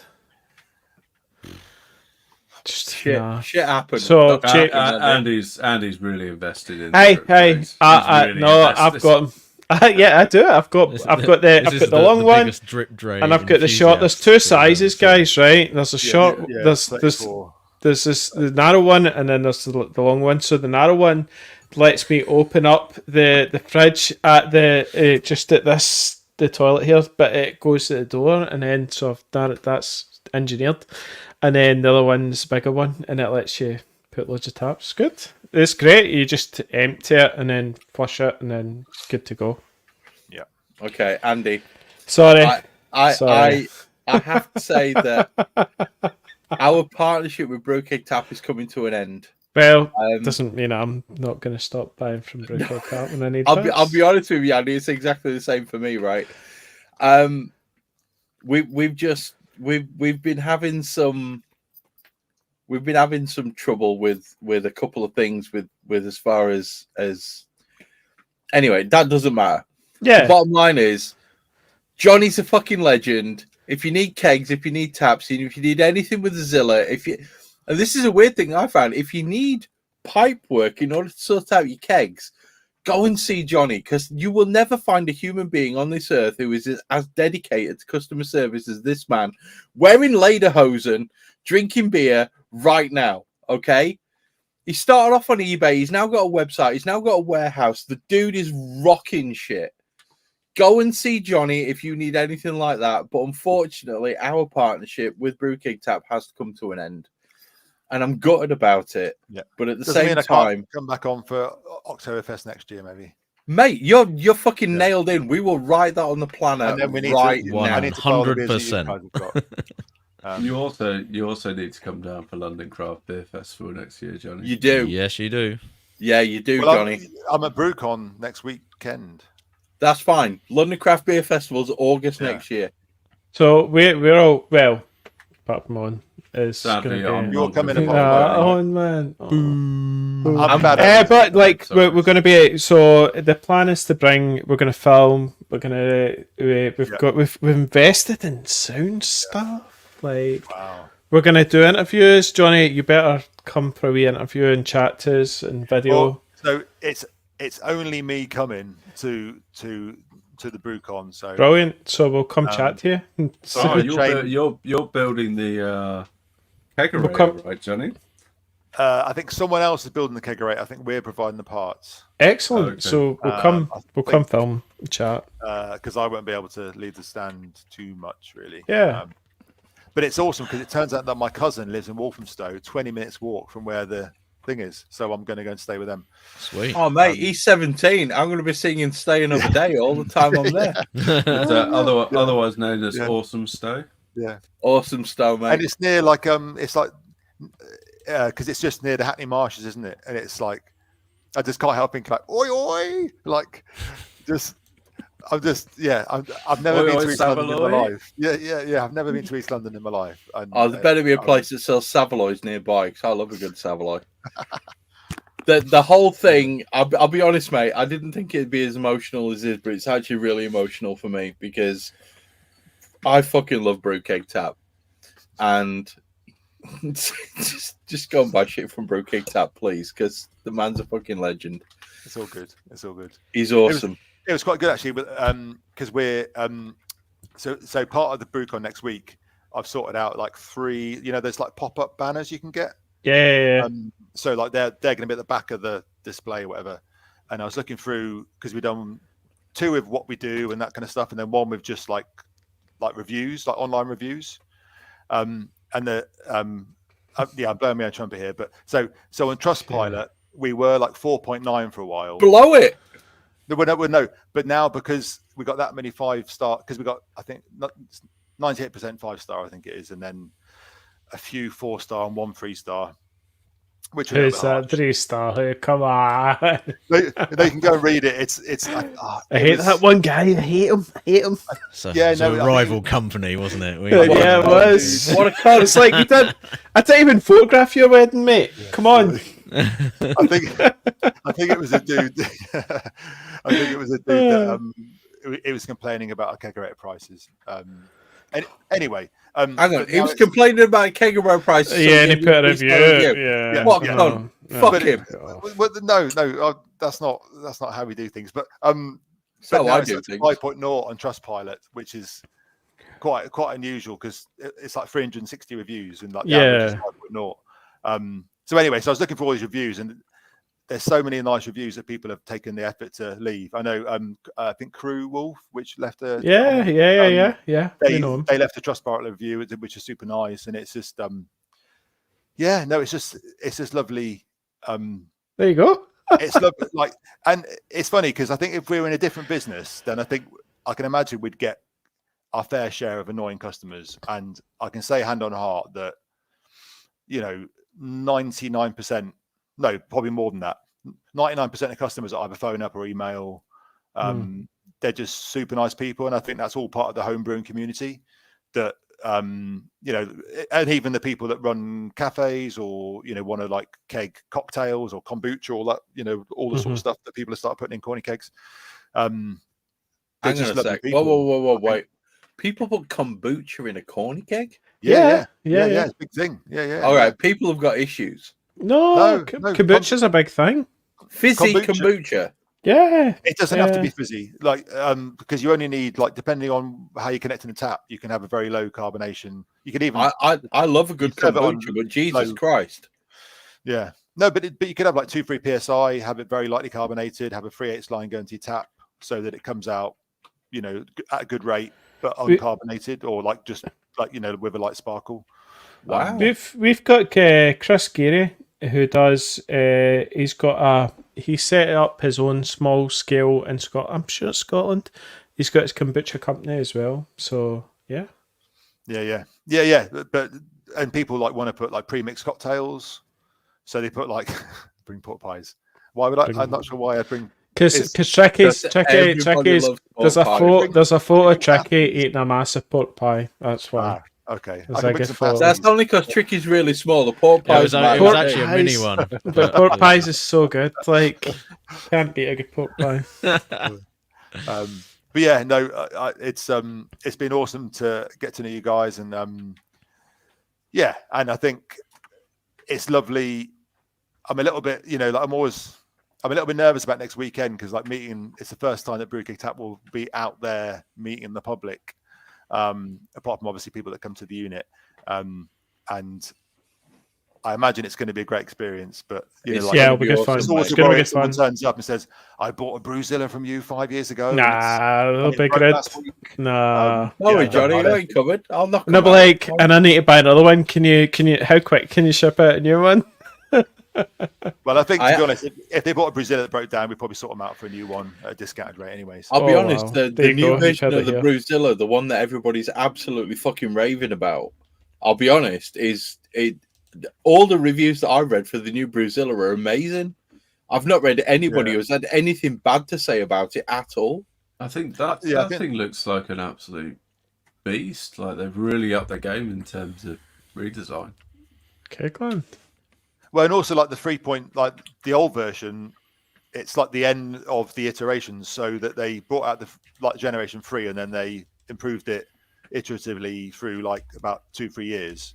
So we still sell the 3.11 because it's like the best of the kind of non-smart kind It's of all-in-one legit. breweries. It's legit. Oh, And smart like we've dropped the breweries. price loads because like we're like, okay, we can sell that for this much, and now we can sell the Gen 4 for that much, and so I think we're selling it for like just over 300 quid. The 3.11. That's a bargain, guys. It's not And just it's- a bargain; it's a bargain. Go and get one. When? Yeah, no, and it's and can I say I listened? So I've been listening to more of your podcast recently, just because situation is that I found myself in situations where I've got time to, and the Lance last week, well, not last week, but Lance recently, but it came out like How last good week. was that? That was amazing. Like I did genetics at university, and all the codon stuff, and like the repeated like RNA or DNA, I guess it is in yeast, like repeats and stuff. LA3 stuff. And the fact that you can cut out this like this dry section of the- hopping. yeah, It's just fucking like- brilliant, isn't it? It's amazing. That was, and the that was fact that- so good. Yeah, and the way that Yeah. you were saying, like in 200 years, you'll be able to like program a yeast to do what you want. Oh yeah, I he don't knows it. I don't think it's that far. Because I you think can it's 3 years. yeah, like I don't think it's that far from them being able to do it now. The only thing It's is, legislation what allows you to do it. Then No, so Andy, you're misreading that one, mate. no, The but bottom line is the technical UK, capability to USA. be able to do it. yeah, it's now. It's now. Yeah, but in USA, UK, right, we're already trying to stop it, whereas the US are like, bring it on. That's because people don't understand how fucking genetic programming works. Johnny, Yeah. did you like my Star Trek analogy? Eliciting out that conversation. Out yeah, of that. remind me this. Yeah, no, I can remember you mentioning Star Trek, but what was the? Yeah, it was all to do with being able to program your own yeast at some point. Oh yeah. Which is Fucking brilliant. Right, I don't want any of this to amazing. take away from the fact that people need to go to Brewkeg Tap and buy shit from you because, Yeah. Johnny, I have never dealt with anybody who has been as upfront, as honest, and as straightforward as you've been when it comes to customer service. Regardless of anything else, I had an issue with a Mark IV gas regulator, and I phoned you, and you just went, "Yeah, no problem, we'll sort it." And it was just like that. It was just like, it's done, it's fine, don't even worry about it. And mate, I've fucking love your company when it comes to that But that's shit. how It's you brilliant. judge people. That's how I've always said that's how you judge like companies that you'll use again. Because when you get an issue, if they're like super like I'll sort that, I'm like I'm gonna spend a shitload of money with you, like because I love homebrewing and I will spend money, so I feel more comfortable spending money. Yeah, it And when reassures those- you that that's someone you when can those trust, situations basically. happen, That's it's what just all like about, right? yeah, 100%. Yeah.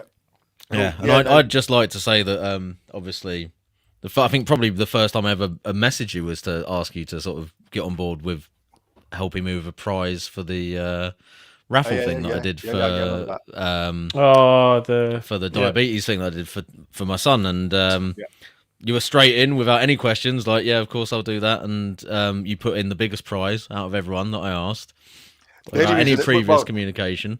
I was super happy to do that, but part of me was like, I've got to outdo Malt Miller. Yeah. And you did, to be Because fair. obviously they're a much bigger operation, and I was like, And you Yeah, came on board for our competition Yeah. for this, and obviously as a sponsor as well. And it's just Yeah. always Yeah, been that's a big thing for us, amazing how is- quickly yeah. you've been willing to support whatever it is that we're doing, individually or as the podcast. And I really appreciate that. And thank worries. you, Johnny, for all of that. And I hope that everyone still continues to go straight to you for all of the kegging dispense and blah blah blah, whatever it is I say in the intro. I have to say that one of the things that I've really always liked about the way it is that when I've dealt with Johnny is he always seems to have a real big sort of care about everything to do with the home brewer. Okay. You seem to have a very big heart when it comes to people who are brewing at home, and that's the main reason why, honestly, I've had to stop, pause this shit, and wipe tears from my eyes, because I All right, genuinely don't overdo it, Chris. Jesus. Yeah. No, I have. You fucking saw me. I Let's was get the doing vi- it. Let's get the violins out, people. Come on. I absolutely, I Right. fucking love you guys, mate. You're awesome. Hang on, Chris. I'll find some emotional music to put on in the Don't background. find Is it? any emotional Yeah. music. I need a piss, and it's going to make me go outside and have a whiz again. Dude, Well, you're a fucking legend. Yeah, like case in point, we had a guy email the other day, and it was like, basically described that he wanted a single tower, like single keg, and all the rest of it. And he was like, okay, like this is what you should have. But he did mention that his keg and his tap might be like 3 meters away. So our normal premium keg kit comes with like 3/16 line. So 3 meters of 3/16 line, it'd be able to just be dribbling out the end. And so, yeah, we kind of said, how far will it be? Because that will affect what line we need to provide you. I think what we do is it's just we love customizing kits, like customizing keg solutions for people so that it works, rather than they end up with like a pint full of foam or beer dribbling at the end or whatever. So yeah, no, we're and that kind of goes back to when we started it. It was super hard to get keg stuff in the UK. When I first bought my keg stuff, you have to buy secondhand kegs and beer taps from Germany, and we love it. Yeah, Johnny, no one wants it dribbling out the end, do they? So, cheers to you. Yeah. Amazing. Perfect. Yeah. Right. Chris has gone off to cry, I think. No, I went for a piss. But yeah, I am actually. I'm fucking yeah. Anyway, well, I really love look you forward guys. to seeing you guys next week, and there'll be a live podcast from BrewCon next week, right? not quite Well, live. no, We'll we're be going to doing record. We'll record. We Okay, might do a little live segment. I mean, we could probably do a little mini one, couldn't we? I need another one of these. Camden. Sorry, Andy. I don't want to put too much pressure on you. No, but we're going to get footage. We're going to record stuff, and we'll try our best. I think's the idea. So Yeah, maybe if we can plug that mic into somebody's phone, we could just do a quick 10-minute walk around. Well, or shit, the something, I bed don't know. boys. We can plug Yeah. it into mine. It's all good. There you go. not. Give it to Chris and then just set him loose. Johnny, you're a fucking legend. Are you going to stick around for the after party? For actually, no, you're not. You're going. No, to it's going to head. I'm But actually going to the pub. Yeah. He's yeah, Right. and remember, I need to upload. So yeah, cool. Thanks, I might- Johnny. Oh, I think I might keep the lederhosen on there. You can just Yeah, leave quick. Yeah. leave the computer on if you need to shoot now, and then that's all good. right, Okay. Johnny. Cool. Leave yourself connected. Go to the pub. Turn your laptop off when you get back, guys. This is episode 77. We are in the bag. Yeah. If you guys haven't been drinking along with us, you've been doing something wrong. I'm Yeah. very drunk right now. As such, I'm going to fire up a link to Google Meet, and we're going to have a little after party chat. Other than that, guys, everybody say Perfect. goodbye. Johnny, love we yous. love you, man. Goodbye. fellas. See you next week, Johnny. Cheers. Looking forward to night. seeing you, mate. Auf Wiedersehen. Yeah, like you know the fucking lingo. Yeah. All right, boys. See you later. Bye-bye. Bye. Bye. Excellent. Right. That's a little bit of a break. Now, everybody's still following on the live stream, so I need to get a Google Meet started. Oh, is the live stream still going? Yeah, I'm we're gonna still end live it on in- YouTube, but this is I'm for the going to end it audio. in just 1 second. Basically, this is just so that I can. Let all our live. If you want to shoot though, Johnny, you don't need to stick around. Literally, just leave the computer on. Mate. Yeah, It's all awesome. good. So if I just stop cam and mute, does that work? Or if Yeah, I- That's yeah, fine. yeah. I'll end the podcast now, mate. So we're all Okay. good. I've posted it into the chat. I'm going to stick it in Discord. Everybody's good to go. We're going to be having a little chat, and guess what? Some more of those beers that came in that package are going to. Oh, be it's getting slammed. That Mate, Blueberry. we're going to be Cheers, here till guys. midnight, and we're all Next going to week. Oh, I Johnny, can't love wait. you, Cheers, man. Johnny. Take Cheers, care, bye, mate. See you bye. soon. Cheers, Bye. cheers. Enjoy the evening. I've clicked Right. the wrong fucking thing again. Right, here we go. Podcast announcements. Boom! There we go. Guys, if you want to join us, hit us up on the Google Meet. Everybody else has disappeared because I presume they're having a piss. Andy, what a fucking podcast that was, mate. That was amazing. That was amazing. But see when you take like all the German beers, like how fucking good were they? They were so good. Like yeah, they were literally. brilliant. They were absolutely brilliant. I need to change. Oh wait, there are multiple people wanting to join the podcast. Me included, Chris. I am Right, there we go. jumping. Everybody's in there. Right, guys. Yeah, let me in, you slag. Fuck off, you dirty cunt. I need to sort this one out. Give me a minute. Right.